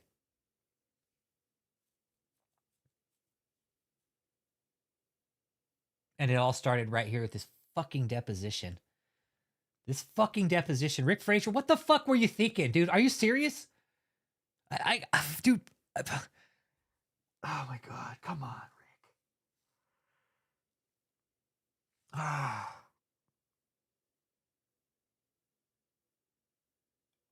Sometimes I wonder, like, would it have been better had Rick just not posted this?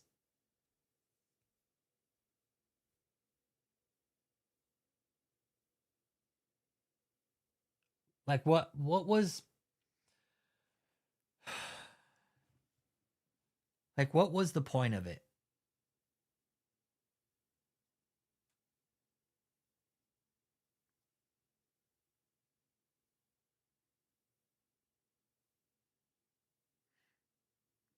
Absolutely. Yeah, since 2013.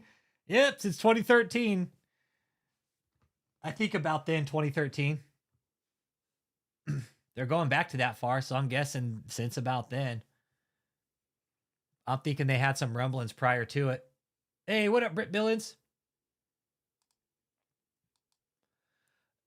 Okay, Butterfly, don't, like, it sucks, yes, but hey, don't even sweat it, okay? Because at the end of the day, the feds, when they do get a conviction, you know what they're going to do? They're going to rug pull everything.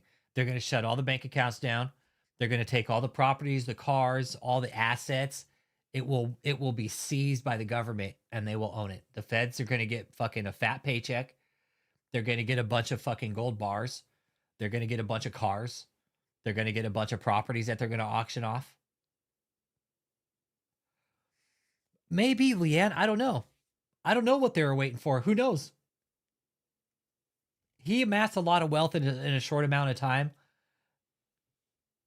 And the tax, I think the IRS knew, like, dude, this guy's, nah. No, we can't let this guy get away.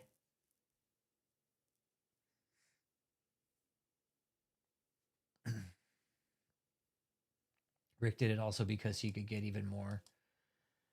Yeah, see, I don't know why Rick did it, dude. I don't know why he did it. Really don't. I mean, yeah, to expose David, but like, I mean, I don't know if he, I guess maybe, I guess I'm wondering if Rick thought it would have this effect.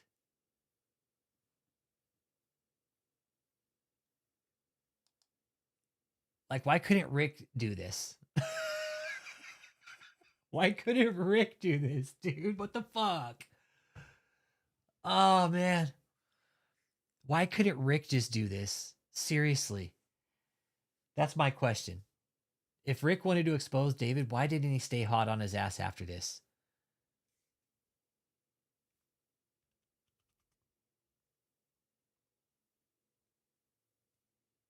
The question is, will he the defense punch him? Hey, Oren. Hey, Oren, guess what? Hey, when you're cross-examined, the prosecution doesn't give a fuck whether the friendlier questions or not. But yeah, I'm sure they'll fucking put some friendly questions. Of course, his own defense will put the questions. If he takes the stand, it'll be the worst fucking mistake he ever does in his life. But I was talking to Matt more about this. I think he'll take the stand because he wants to feel like he's been the man vindicated by God, you know, and come out saying, "Oh, look, I'm like Peter, everybody. Look, I've been vindicated off of the stand. God backed up the apostle, and he wants it to be televised so it'll bring him more followers. More followers means more money. More money means more fucking walrus activity."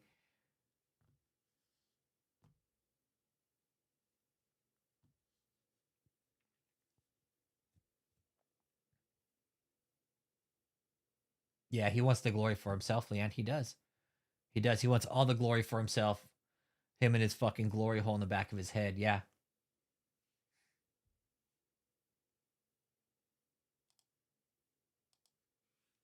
We'll see. And David, I think David hit this like mile marker. Oh, I've been doing this for 30 years. So he's like, all of a sudden has all these assets. All of a sudden he's like, okay, now I need to show all my assets. But he bought all these dumpy ass fucking properties that take just fucking hundreds of thousands of dollars to maintain.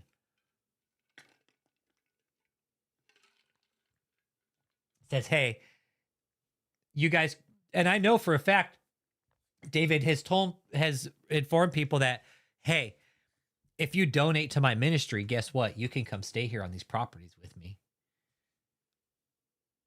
How many of you guys got promised that and got to go stay in those mansions? That's all it was. Hey, be good, Dave Rich.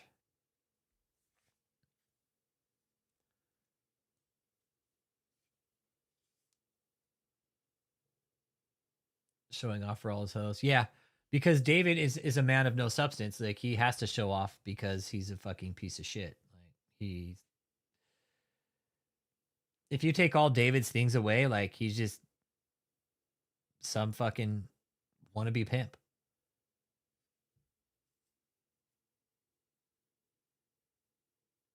And it all started here, man. This is where it all fucking started. This fucking deposition. Like, what the fuck, man? I'm like starting to rethink this. Like, how? Why? Do I think there's a number too excessive as far as the sentencing? I think the sentencing guidelines should be followed. I think if the laws were broken, Irie Dread, this is how I think about it. He should be sentenced as the law requires, just as anybody else. He shouldn't get off. He shouldn't get an easier sentence or a fucking harder sentence than anybody else. He should get what the exact sentence is written in the law. Nope, this is what the law is written. This is what you're going to get. Plain simple. As far as too excessive,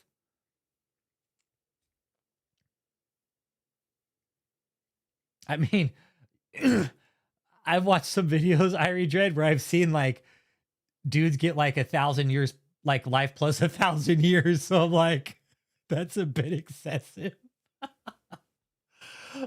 Yeah, if the judge gives him 1,000 years to be like, that's pretty excessive, judge. If you just want to say you don't want him out of jail, just put him in there life without parole. Like, simple. Yeah, he wouldn't give Rick back the 10%. Yeah, that's why we all know is greed.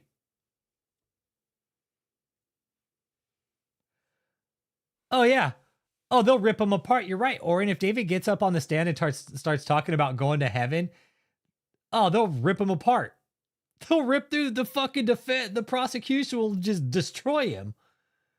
They'll just fucking, they will rip him a new fucking glory hole on his back of his fucking head. He won't even know what to do. He'll be like, da, da, da, da, da. He'll start tripping up because the fucking prosecution is just going to start hammering on him. And the defense is going to sit there and be like, well, nothing we can do about it. Yeah, that 10% back to Rick seems like shit now compared, right?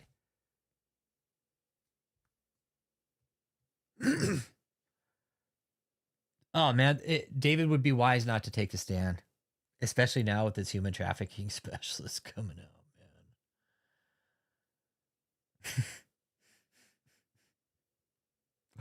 I'm sorry we can't tell you the details.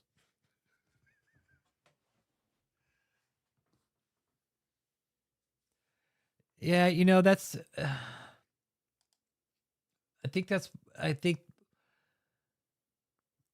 I don't know. I think LB, like, people... What I've learned in this is people are generally going to look for it, and I think that's the psychology I'm trying to understand in it too, man. Is that thought process. Like, we have the Bible, you know, and this isn't a slight at anybody or the survivors or anything, but like, we have the Bible, and I always point to that. And I've been Stoops, good job on just going back to the word, man. I always say that. Go back to the fucking Bible, plain and simple. If people went back to the Bible, we wouldn't have assholes like David. Plain and simple. If people simply went back to reading the Bible, I could give it. Does anybody want a demo? I haven't given one in a while. I'd be happy to give a demo. Seriously, it's very easy. I'll even fucking pull up a verse if somebody wants me to. It's so fucking easy. I have one right back here. I'll go get it. Super simple.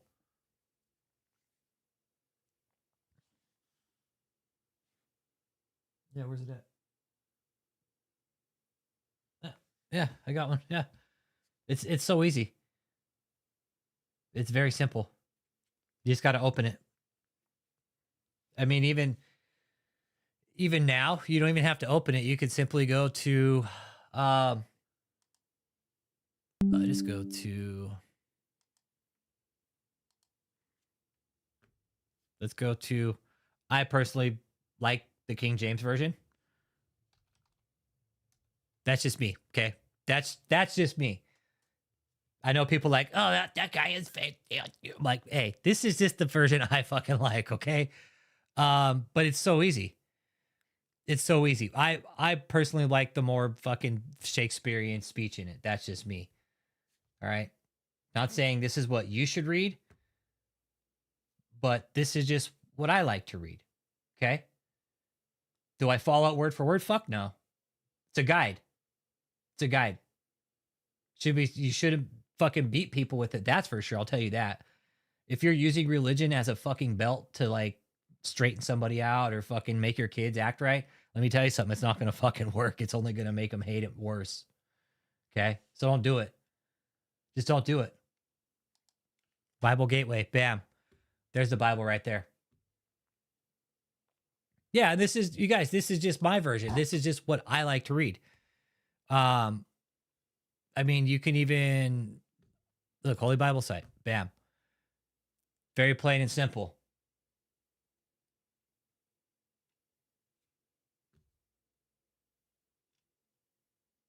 Okay. Very simple. I could get the book, actual Bible book, if you like, and show everybody that way. But this is one way you can do it right here. Or you can open the book yourself and just read it and fucking have an evening. You want to drink some wine while you read the Bible? Fuck, do it. God ain't going to be mad at you. You want to fucking sit there and burn one and read the Bible? Do it. Because God ain't going to be mad for you. Because God said, I give you all the seed-bearing plants and herbs to use. Use them if they're fucking good for you. So. Yeah, I don't know the Bible that well either, but I know sure as shit whatever comes out of David's mouth is pretty much a fucking sewer plant. David might as well walk over and just like talk over a fucking shitty sewer pond, because that's about as good as what it means.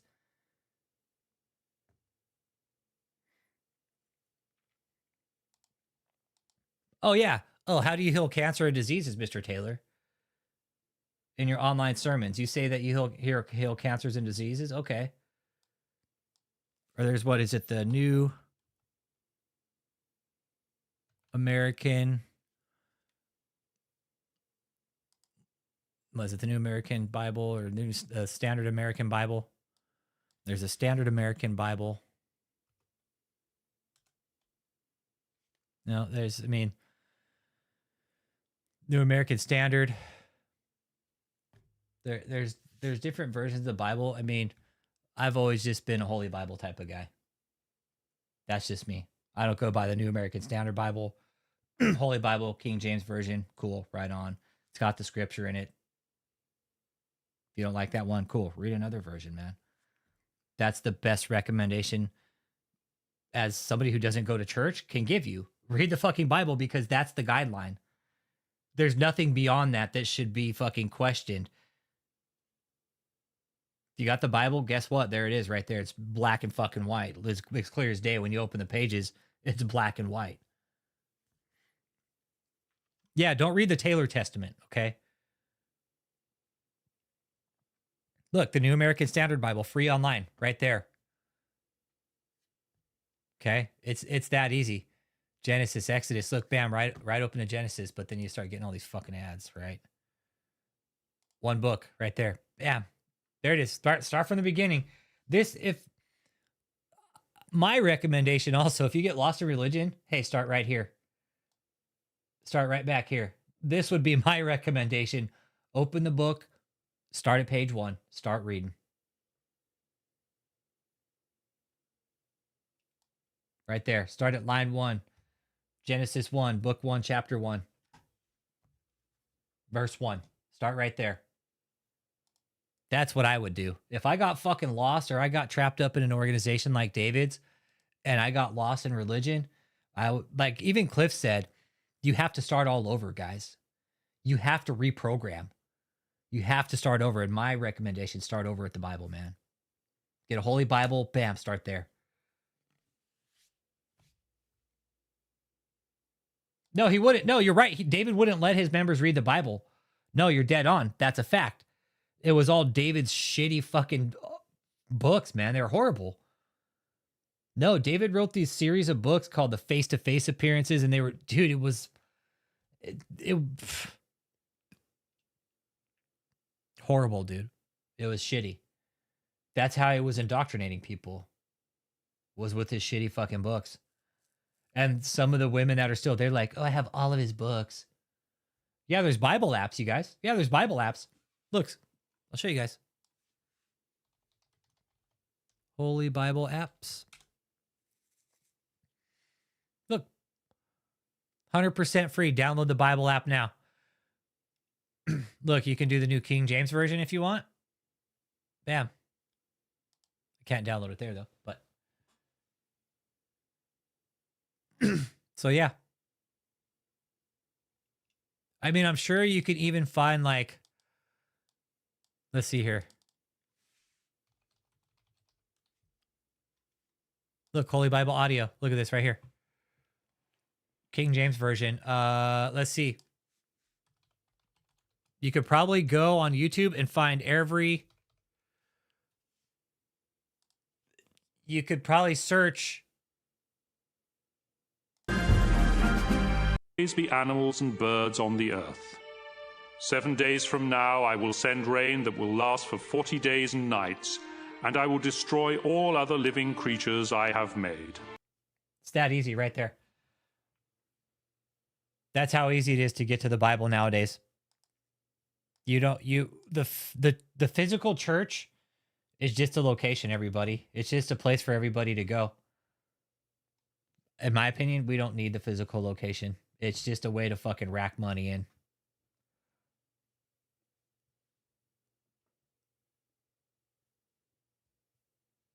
Which one? This one right here?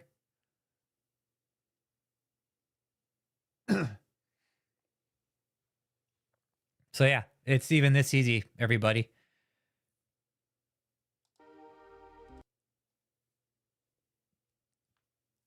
So if you're lost, go back to the beginning, man. Start over. That's what you do when you get lost. You start over. Start over at the beginning. Okay, cool. So you get it free on Audible. Okay. All right, so Leanne said she got this one free right here on Audible. Oh, Lou Diamond Phillips, Luke Perry. Oh, that guy. That's crazy. Oh, they got some fucking. All right, they put a few like famous actors in there. All right, that's kind of cool. All right. 30-day trial, baby, and you get to keep it. Oh, yeah. Yeah, Butterfly. He did. David had his own fucking shitty books, man. He did. He had his own shitty fucking books, man. And they were. Let's see here. Let's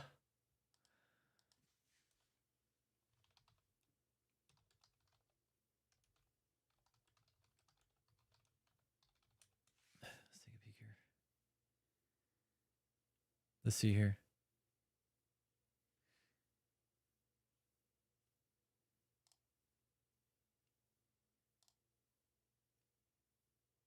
Here's all his shitty books right here.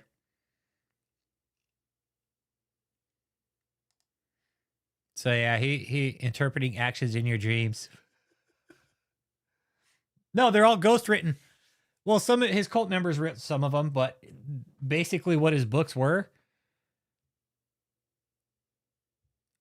Like, look, interpreting jewels you see in your dreams. These were fucking sermons that we heard this asswipe fucking do. Hanley, go ahead and interpret dreams.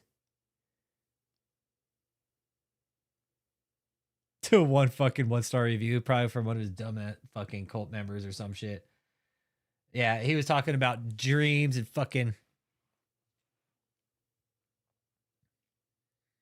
Kindle edition. Yeah.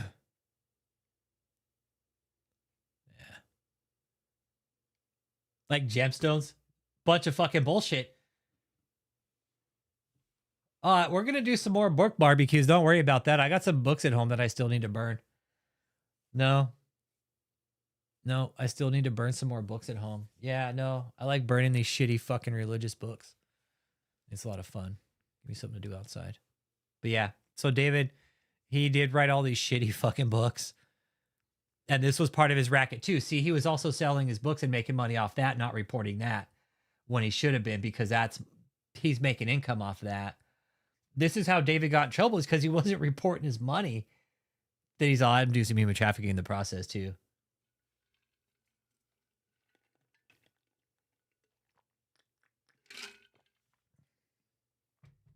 Yeah, I do shitty religious book barbecues. Yeah. Yeah. I do book barbecues for shitty religious books. If you got them, send them to me. I'll fucking burn them and I'll do it live. Love it. Yeah, I'll throw these fucking books in the barbecue for you guys. Yeah. Yep. Sure have. Sure have. Done several. We did Catherine's. I think we did David's. And I think I have a couple more books at home that Rachel Bone wants me to burn too from this other shitty fucking cult leader. Yeah.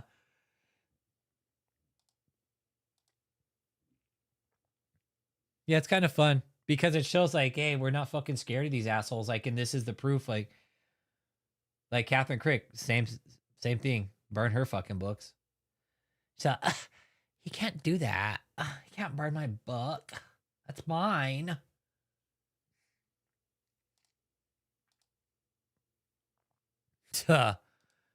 Oh yeah. Yeah. And that was one of David's downfalls. Is he got up and said some really dumb fucking shit. But I want you want to see? Hey, check this out. This was probably one of the best let me tell you something. All right. I cut this and I sent this out. This exact clip right here. Let's just watch. The American system have tried to stop me, but I've had daughters and sons in Japan. I have a daughter in Japan. She supports this. She blesses this ministry. She blesses this ministry. And that's what has caused me to be able to buy this, to get this campus. Others like you who give large sums. You got to understand, this costs a lot of money to be doing this free. And if I wasn't committed to the Lord for 33 years, and I know that a lot of you have seen the persecution against me online and you don't care, because you know that a man of my stature would not be in this 33 years and be playing around. Stealing money from the poor, stealing money from people, manipulating people. The stuff that they trying to go to the government about, that I'm doing wire fraud. How am I doing wire fraud and we are ministering to people, keeping them from committing suicides or blessing the saints? And we just ask them to give to the ministry and they sow abundance into the ministry. How is that wrong? How is that wrong? That's the Bible. But I'm telling you, our rights in this country are being challenged by the American government. There's a lot of persecution. I'm not saying everybody in the government is wrong, but our government in America, some of the people in it are corrupt. And they're trying to take our privileges away because they want to tax all the money that comes into the church. Billions of dollars come into the church and they want to tax it. That's why they persecute men of God who are successful, who has a lot of money, because they want a piece of it. They trying to make us look greedy, but it's really them greedy. They not even. No, fuck boy. The reason they went and arrested you because you weren't filing your fucking taxes, asshole. Been saved. So how you going to believe them? They're liars. And I'm bold enough to stand up to them. I will stand up to this American media, these liars. These liars. Because I don't know anybody that have sacrificed their life in the American media, like preachers, like we have. So don't listen to their narratives. It's wrong. I want some, but when we finish this, where's Pastor Joseph? Joseph, did y'all show them the outside of the campus? Did y'all show them the outside of the campus in Texas? Yes, Is yes, sir, Joseph Apostle. on? We went to them a little bit earlier, sir, before you came on. Okay. I heard that they didn't get a big wide view of the whole place. I can't hear you. Where are you, Joseph? Yes, sir. We can go out right now, sir, and get a view if you'd like, sir. Yeah, let's get a night view. Y'all want to see a night view real quick? Wait a minute. I need to see the people. Put them up. Come on, Daniel. I want to ask, do y'all want to get a night view? Raise your hands. You want to get a night view of the campus? Yay! Okay. Here we go. Here we go. Now, if you want a night view, come on, tell me. Tell me. Text on there right now. Say, yes, we want it. Yes, we want it. Yes, we want it. Say it. Say it. Come on. Get on that chat button. Say, yes, we want it. Yes, we want. You want a night view? I'm not gonna do it. I'm not gonna do it till you text me. I'm not gonna do it. I'm not gonna do it. You gotta text me. Do you want it? I can't hear all of y'all there. There's been over 600 of y'all on here tonight. Come on. Do you want it? I can't hear you. Okay, I see. Oh God, look at this. It's filling up. Look at all the. Yes, yes, yes. My children in the Lord. Y'all are excited. I love that. Hallelujah. Okay, so. Okay, here we go. Let's pull it up. Night view. Where the night view? That's what. Oh, there it goes. So Joseph, tell us what's going on. Yes, sir, Apostle. It is absolutely beautiful here at night. There's like nothing going on. He's also, tell us what's going on, like it's some big fucking Super Bowl game. He's also, let's tell what's going on, Joseph. What's going on down there in Houston, Texas? You know, we see the car in the parking lot's exactly full. Is there anybody there? He's all, no, sir. It's just, I'm just walking around here taking videos over here. Tony's running around here with the camera, sir, and it's just, it's just a really great time here. There's nobody here, sir, and, I can't wait till we just keep walking around here some more and taking more videos for you. It's just absolutely amazing, sir. In Houston, and the campus is gorgeous. I mean, it's so amazing out here, Apostle. It's private. It's out, a distance from the road, so it's a complete, just three stories, like you said, sir. It was built in just a few years ago, 2016. It's new. It's modern. Everything is great inside a good condition, and even on the outside, everything is in excellent condition. And it's just so beautiful out here, Apostle. Amazing. Now I want to show them. Now we're about to get all the signs put up. It's going to be very beautiful. Campus for the Harvest, JMMI. Hey, well, Soups, you know what they're doing? You know what the cult is doing right now? They're scrubbing anything that had anything to do with the campus. Nah, they're scrubbing content. Nope. Somebody got in the back door.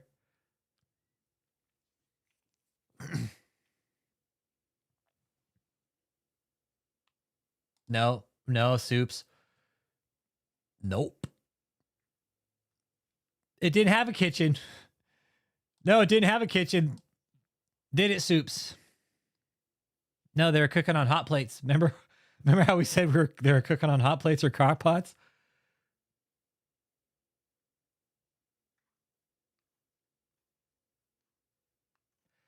Irie Dread. Jesus Christ. You know how many times... We said it so many fucking times. I regret. What better way? What better way? Seriously. Use plenty of crock pots, some pressure cookers maybe, some one-pot meals and shit, right?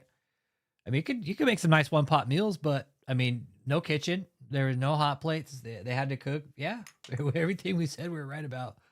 Because that kitchen, they couldn't. You can't have, unless you're set up properly, you can't have a kitchen in a hotel like this. Because you have to have like fire suppression systems and shit like that. You have to have certain code systems. It would cost more money to put a kitchen in here than it would a place like this. So, yeah, a lot of crock pots, a lot of eating out probably. One pot meals.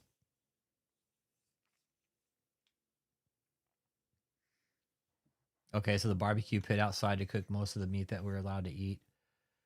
Okay.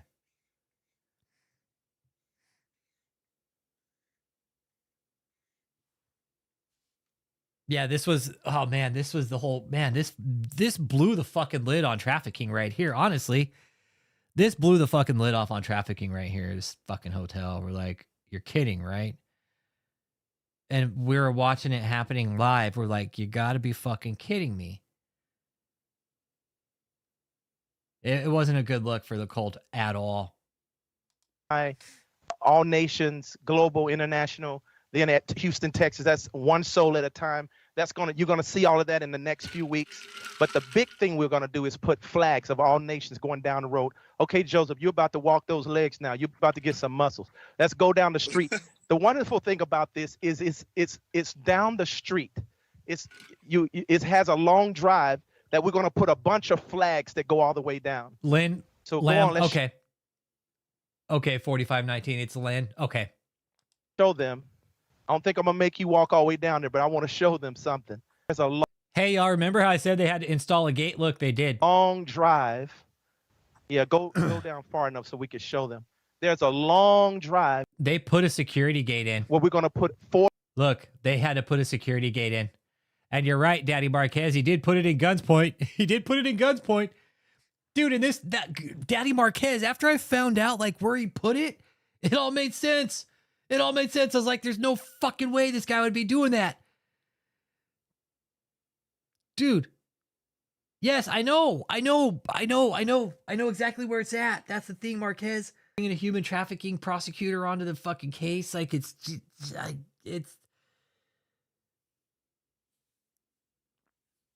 oh, man. Like, we knew fucking what David was doing, man. It's this hotel screamed it.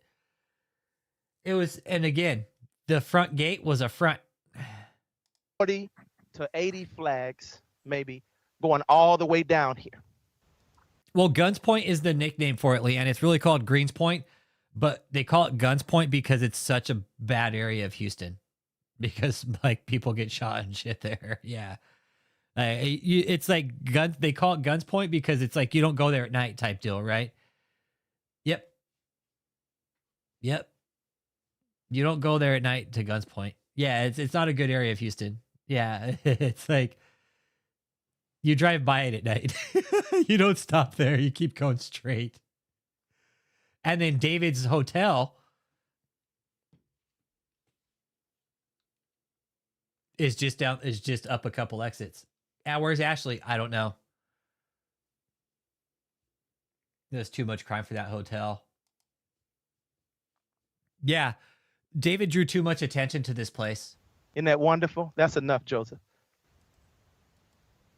Someone said, I want a Fiji flag there. We will put a Fiji flag.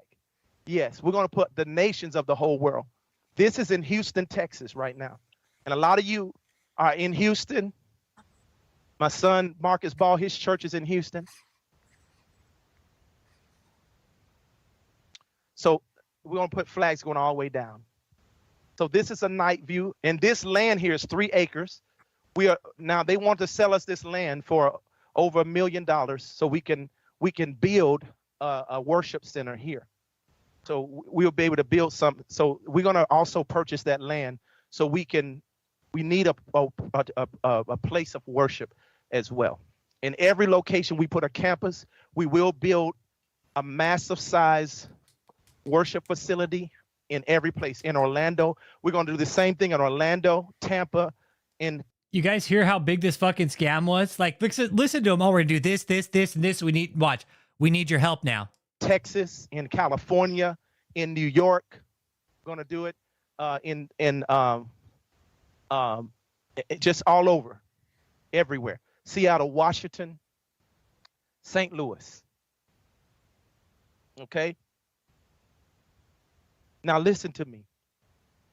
This is not enough because we've already outgrown this campus already. Okay, Joseph, turn to the hotel place so they can see.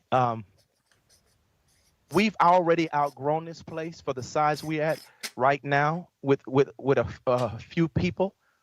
Hey, Soups. You want to know why the Boeing deal fell through? Because we called and told on him.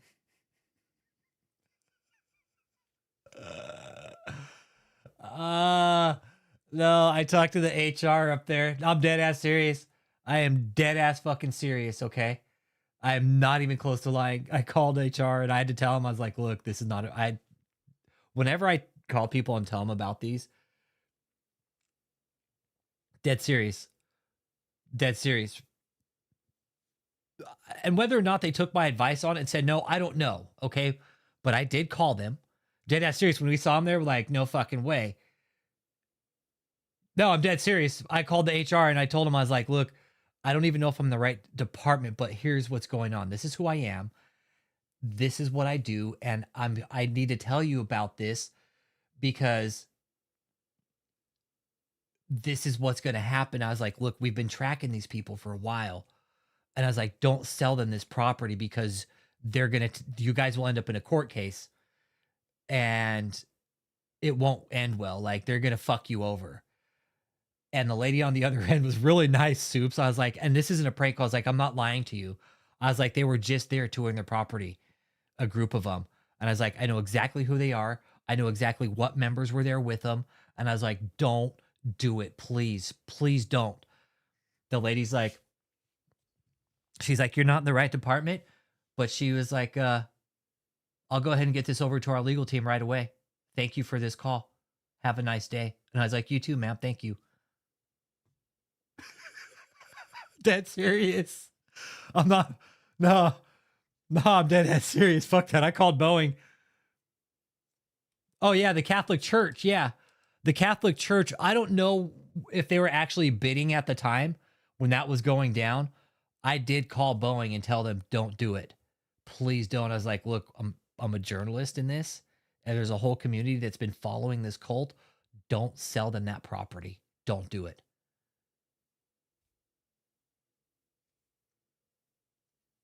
And they did. The Catholic Church ended up getting the bid on it. They did. The Catholic Church has way more money than David. Nope. Crypt Keeper bailed out. Joseph bailed out. We don't see those two shitheads. There's only Steve, Kathleen, and the Klein sisters, and maybe time to time Kia. Crypt Keeper bailed out. Crypt Keeper's like, see ya. Good luck, David. But you know what? It wouldn't surprise me if the Crypt Keeper gets brought up on charges too.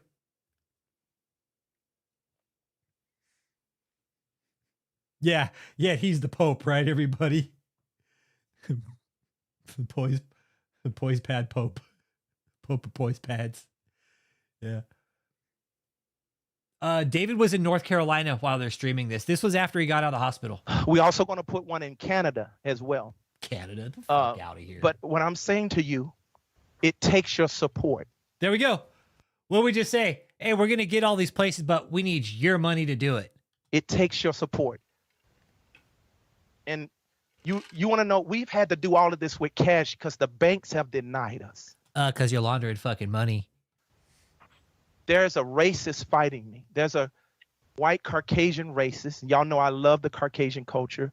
I have people on my staff from all nations. But because I'm a black man, there's so much racism in this nation from Caucasians. Not all of them, but there's a group or half of them in America are racist. I know. Hey, Danny Marquez, you know why? Because eventually they'll bring up indictments on Joseph. Don't worry. Don't worry. Don't worry. They got to mention him in indictment. Hey, they could press more charges after the fact, eh? Hey, don't even trip, bro. No, dude, the feds are laying out hands right now. I love it. I love it. This for sure. Who's in charge right now, Kathleen?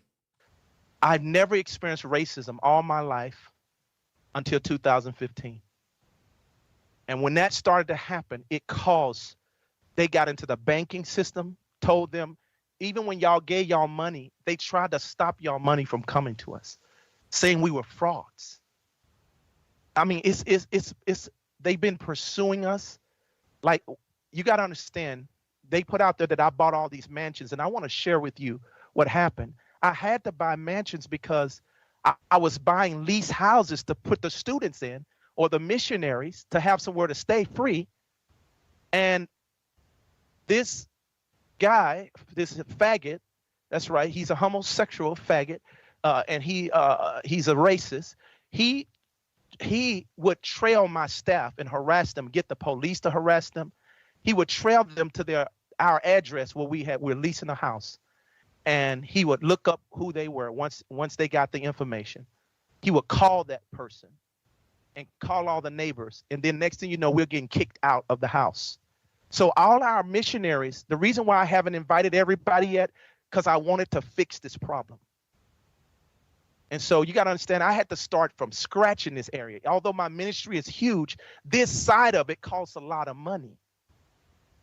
And you just can't build a big, Hey, look, when he blinks his eyes a bunch of times like this too, he's fucking lying. You're a fucking liar. So you got to understand, I had to start from scratch in this area. Although my ministry is huge, this side of it costs a lot of money. Right there, see all the eye blinks, the succession of eye blinks? You're a fucking liar.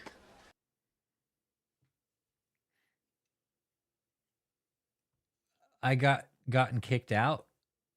Kicked out. And you just can't build a big university or like this without the finances. So I was trying to do it the more feasible way, just buy small homes, give people a place to stay. But this is what was happening. It's been going on for 8 years. I didn't tell you about this persecution because I don't believe in complaining. I believe in giving a victory report. Hallelujah. I believe in fighting until we win. And so I didn't tell you, I hid all this from you because I believe in suffering. So there you go. He hid all of this shit from his cult members. For the glory of God. And so all my staff will get kicked out. All these weird neighbors will come up to them, death threats, all kind of things, because they will call them and tell them we are cult, we're in their neighborhood, kick us out. And so the owner would kick us out of the house. He'll break his lease agreement with us. This went on for 8 solid years.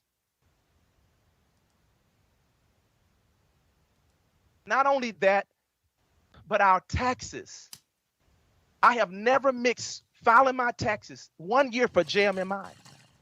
But because all this persecution kept going on and online, they started calling even the people we had doing our taxes of a certain company, and the owner of that company went against the person who was doing it and told him to stop. If he didn't, he would fire him. And so our taxes dropped on the ground for some time. We got somebody else. But the other thing was those that were doing our taxes wasn't doing them right. They didn't have understanding of Christian knowledge. Now we got those people. But we had to go through a process because everybody, for the last 3 years, everybody who we would get, this racist. Hey, just real quick, David wasn't fucking filing his taxes.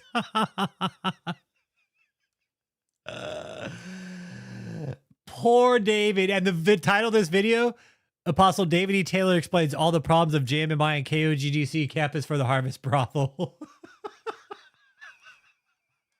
Got to them and would make them drop the whole thing. And it was other things, like, for instance, when we found out we didn't have the right company that knew ministry like they should, was making mistakes, I did not want to present to the IRS, and I want the government to know. They're like, okay, we'll come fucking bust your ass. That, them trying to revoke our 501c3 for JMMI. Now, we have it for KOGGC, the church. You know what? Let me say, dude, the first time I ever heard this too, when he's like, hey, don't worry, we already have another tax exemption. That was like, oh, you do? Oh, well, thank you for telling us that. Yeah, y'all, Soups. Hey, you guys, Soups is a survivor, man. When she's dropping shit in here, dude, she's got the knowledge, all right? Yep. If Soups is telling y'all shit, you could stamp it. You could fucking stamp it. For sure. Yeah. Yep. Yeah, Sue's legit, man. Soups is legit. Yep. Soup's legit, man. Saw a lot, heard a lot, paid attention to a lot. Gonna be key players probably when it comes time. Yeah. Very important what they do, what they're doing. Yep.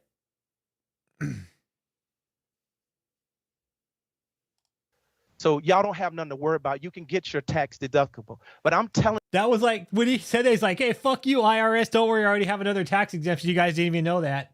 And they didn't. We had to tell the IRS about that.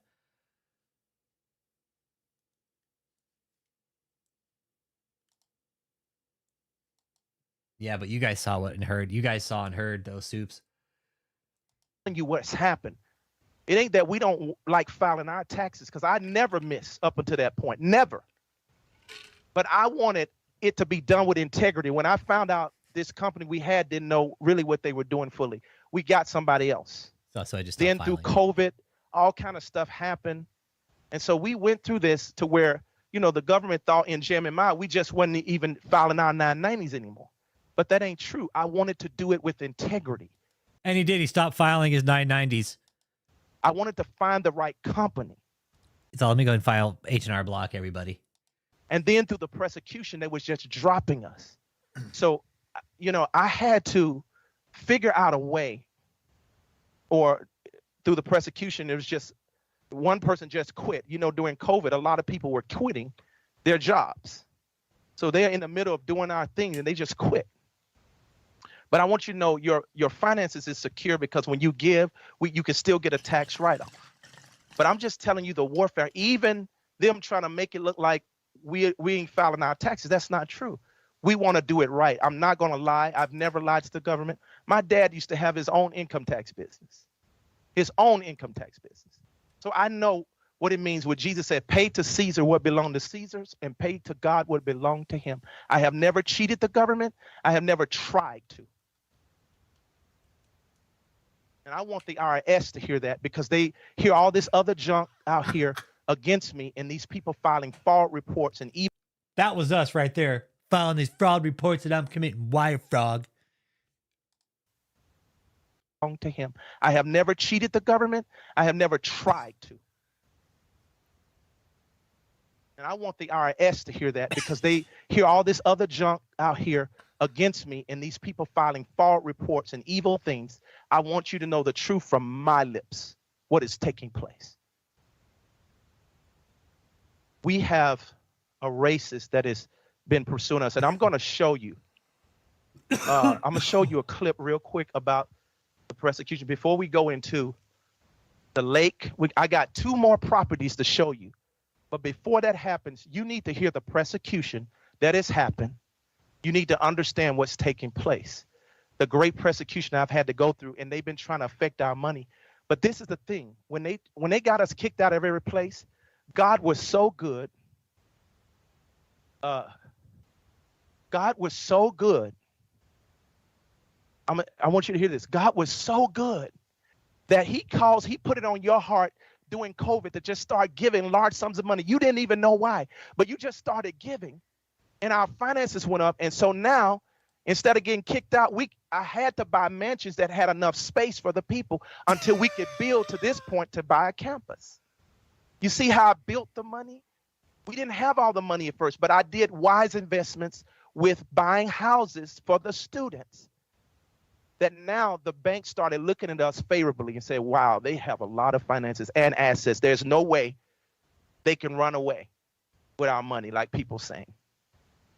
We're still going through some persecution, but I'm telling you what's happening. And so we started buying mansions to house the students until. No, you started buying mansions to launder the money. Until we could build enough assets and wealth to buy our own campus. And that's why I say this is a breakthrough. This is a breakthrough campus. Fucking liar. So I want to show you this real quickly. I want to play the celebration video so you can see. And you write, God always brings me out because he is with me personally. But I have to show you Let me show you what happened to me. But in a way, I'm torn between. I think, first of all, right before I show you this, I think we need to show you the campus in St. Louis we're trying to buy now. It costs $25 million. Because this place we have ain't large. Once I start inviting people, it's not going to be enough room. I'm talking about after a certain time. So we got to going to start making plans. I'm telling you. This was. Hey, what's up, Lavelle? Nothing. We're just talking about his criminal shit.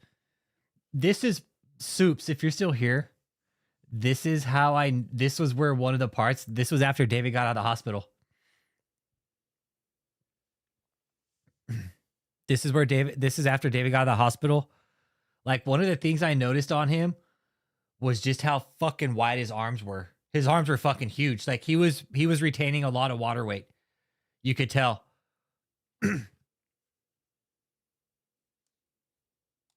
When I add up all the stuff we need to buy, we need about 69. I've added everything up. We need $69 million. $69 million for this next level. After the 69, then we will move to the next level, $1 million vision, where we will build a 100,000-seat arena. Like, cult members that are still, are you guys hearing this? 100,000-seat arena. Do those even exist anywhere? 100,000 seats? If they do, okay, cool. But why would David build one? Just go fucking rent one out. Dumb shit. I'm gonna build a 100,000-seat arena. A school, a big library where it has all the people of old, modern generals, and all the way back tracing to the Bible, for you to come. It's a place, a legacy for our children. I'm going to build all this because God told me to. He's already told me. But what I want to do is show you what our next moves are. And they just found out in St. Louis, the Riverfront Times, they just put this out all over, lying on me again in the newspaper. And I'm not even there. But they found out we were trying to buy the Boeing campus, and since it's out now, I might as well go on and show you. The cat's out of the bag. So I was just going to tell some of the pictures. Do y'all see it? We need to show better pictures. I told y'all to get the best pictures. Yep. That's one of the mansions on it. But I need to start with the campus, guys. Come on, what are you doing? Start with the hotels that are on the place for the student. Nah, Butterfly. Nah, human trafficking. It looks like it's going to be on the table here pretty quick. And I just start wrapping it up here. It's 9 o'clock. That's what I thought. Maybe 20, 30, 40,000, maybe 20, 30. I don't know. I don't know what max stadium capacity is, but 100,000-seat arena, like, come on, dude. Come on. That's just, yeah, God needs all this fucking cash. Like, seriously? What the fuck? And the Catholic Church probably saw David was trying to buy it. They're like, no, we're going to go and buy that. We'll show this last. I want them to see. That's the wrong picture. Show the hotel places. Y'all are putting up all the wrong pictures. That's the cafeteria. David's all, that's my favorite place, is the cafeteria. Anytime there's a cafeteria, it's a good thing. Okay. It has a cafeteria, everything, but we need to show the outside buildings. Where are those pictures? And what this place was a retreat for the Boeing workers. But again, cost so much money to maintain. And Boeing at this time, this was all the time Boeing was having their little mishaps in the sky. Boeing's like, hey, we better go ahead and shed this asset right here. You know those 737 Maxes that they were building? You know, the ones that started falling out of the sky all of a sudden? Yeah. That's why Boeing had to get rid of this, because of all the fucking lawsuits they were starting to get hit with. They're like, we don't need this campus anymore. Let's go ahead and shed this debt off to somebody. Okay, that's one of them. David's all, hey, right here. I don't have the money to do it, but hey, I'll fucking buy it. I'll put a bid in on it. But I want the overall view. That's another one. But they need to see the whole thing, guys. Where is the pictures that show? I told y'all to have this ready. I was so pissed. Nothing is organized. They need to see an overview of the whole campus. I don't want that video. I need to see pictures of the whole campus. Where are those pictures? We should have them. Come on.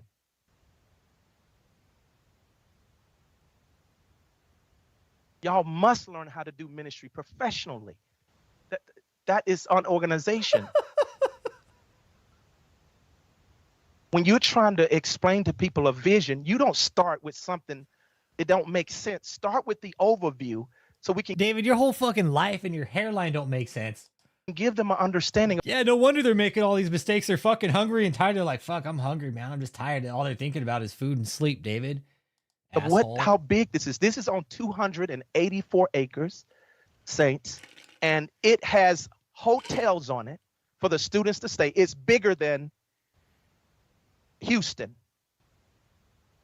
And it has cafeteria.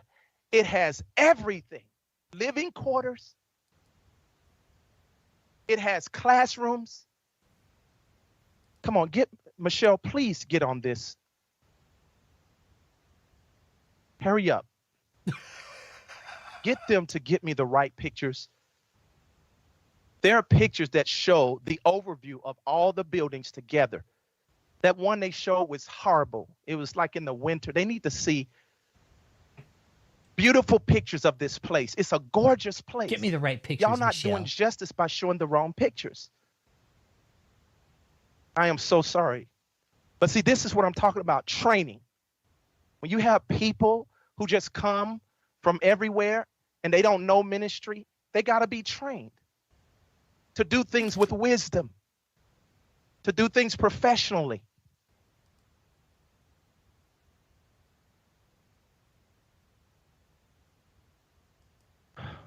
Okay, why are we waiting?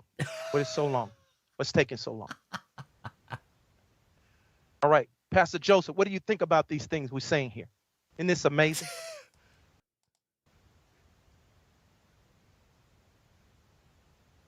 Hello? Yes, sir. Yes, sir, Apostle. It is amazing. This campus that literally, I was just amazed when you had shared how God had given you the vision over 30 years ago that you would have a major campus and epicenter in St. Louis, and where He has given you the seat of authority in the country, that this is the very place where this campus is available. And just... Is that what you guys called her, Fiona? Wait, so was that y'all's secret name for her, Fiona? She does. She looks like she could be fucking Shrek's wife. I love it. I love it. I love it, Fiona. Yes, dude. Oh, that's great, Soups. I love it. You know, the buildings, the space, every area that this Boyne campus is designed to train leaders, to train executives, to train them to become professionals. She sounded like Fiona. Did you ever hear her triggered phone call, Soups?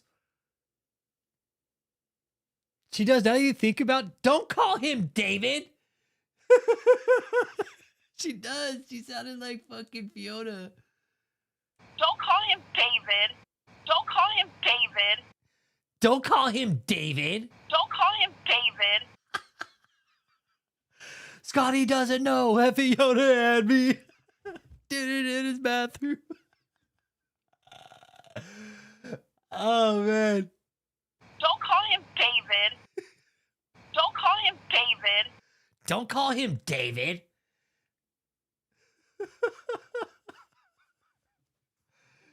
Oh, man. That's like one of the best phone calls we have of Michelle, man. Joseph is donkey. He's the swamp donkey. He's the swamp donkey. Come on, swamp donkey. And a swamp donkey is apparently like the English term for like a loose woman or a prostitute. So I told the swamp donkey. Yeah. But yeah, I need to wrap it up. It's 9. I always go over, man. I say wrap it up a certain time, but so I heard Soup say after 2 a.m. And Soups, I'm a firm believer that usually nothing good happens after 2 a.m. in the first fucking place. Even after that, nothing good happens after midnight. Let's just put it at that, okay? Right? Nothing good typically happens after midnight.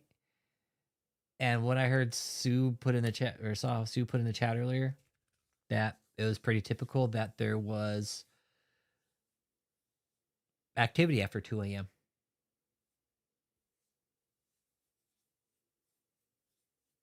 Yep. Booty o'clock. Yeah, exactly. Booty hour. Exactly. Mm-hmm.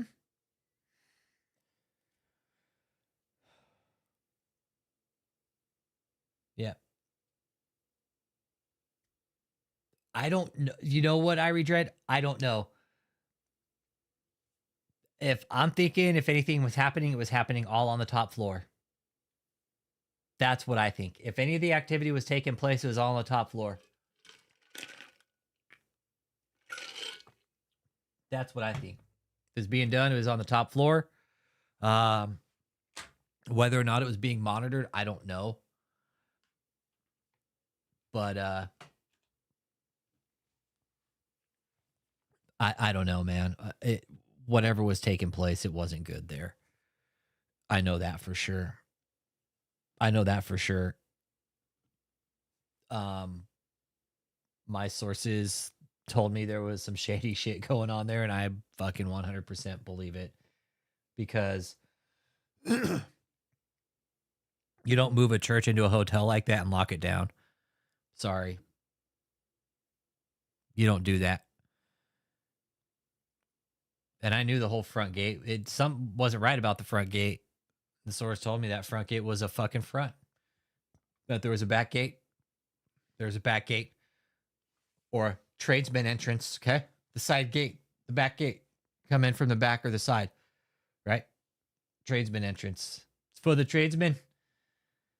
Whatever happened at this hotel, I don't know. I think it's yet to be found.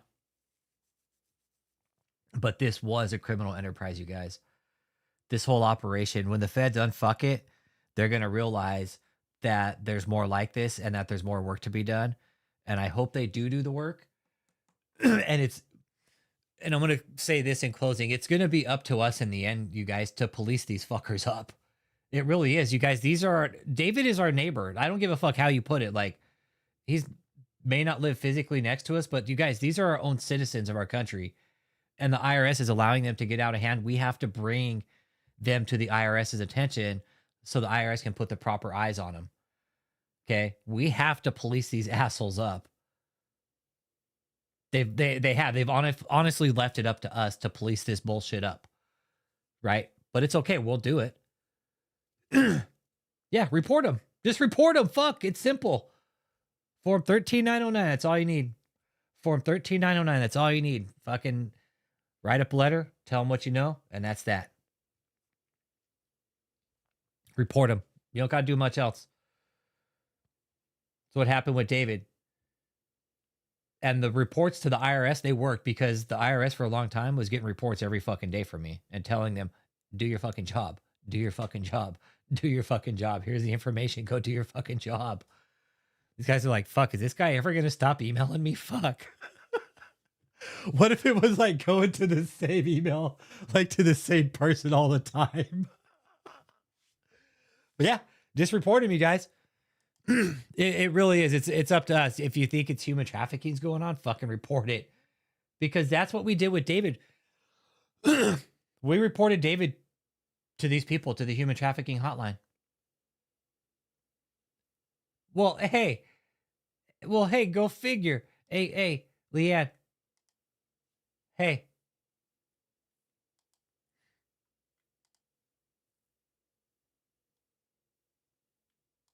It's funny you mentioned that, Leanne. I guess I'll go ahead and promote the merch right now. Let's see here.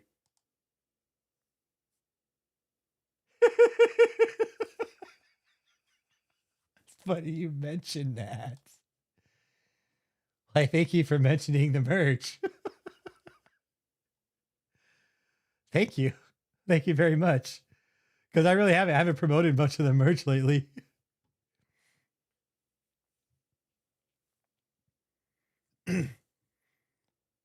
Yeah.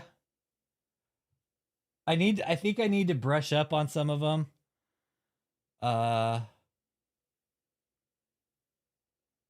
This one, I can do just the mug shots.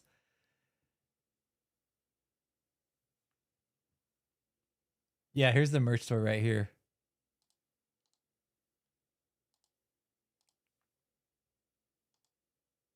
There's the merch store right there. It's Redbubble.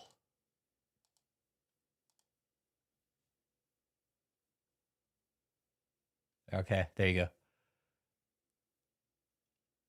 go. But I might need to make... I don't know, that mugshot's legit.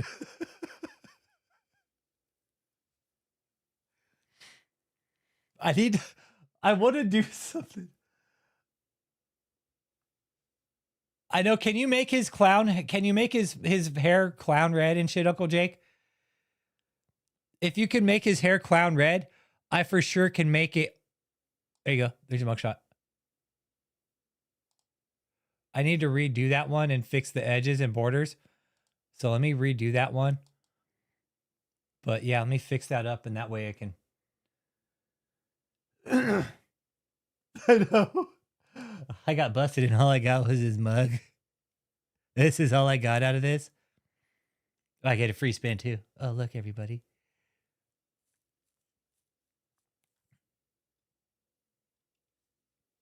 Yeah, I need to kind of fuck with some of the designs and redo them a little bit. Because that one's kind of choppy. I don't really like I don't like how that one is. I don't like that one too much.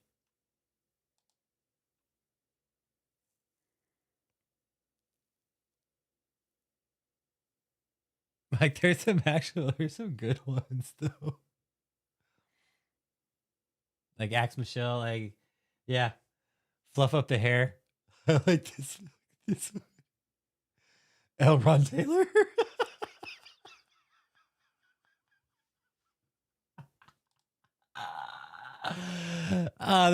There's some good ones on here, man. If you guys have any requests, let us know. And we can make damn near anything. And it's fun. If you guys want to get them and support the channel, that's cool. I mean, I typically don't check how much money's being made here because it's like every so often people will buy a shirt or something. And it's just, like I said, I make my own money, you guys. Like the merch store, like it doesn't pay my bills. I just want everybody to know that neither does YouTube. I pay my own bills. Okay. There's no fucking way I could live and not pay my bills. But yeah, the merch store, like it's small potatoes. Yeah. Hey, Soups. Look, that's a cross between L. Ron Hubbard and David Taylor. Look. Look at this. Look, it's a cross between L. Ron Hubbard and David. So yeah, this was kind of a few side projects that some of the chat members took over and were just like, hey, we're gonna do this. And I was like, put it on a shirt. I was like, okay, fuck, let's do it.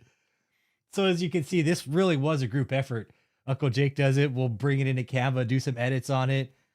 I mean, look, there's David Taylor, David E. Crawley, you know? Look, David E. Crawley.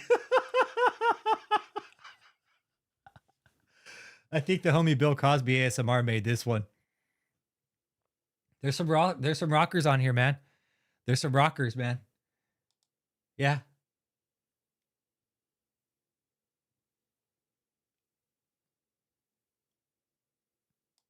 The Mahesh Express. Fast delivery.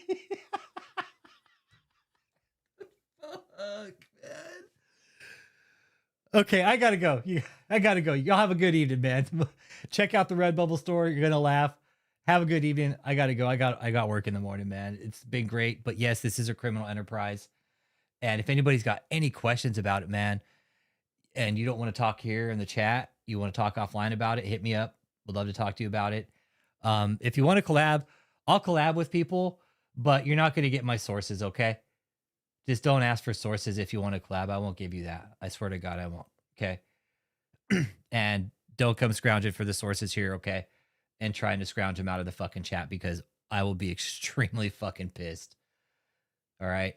Don't do that. If they come to you, that's different, but don't come fucking scrounging for them here, okay? And try hitting them up offline and shit. That'll be fucking bullshit.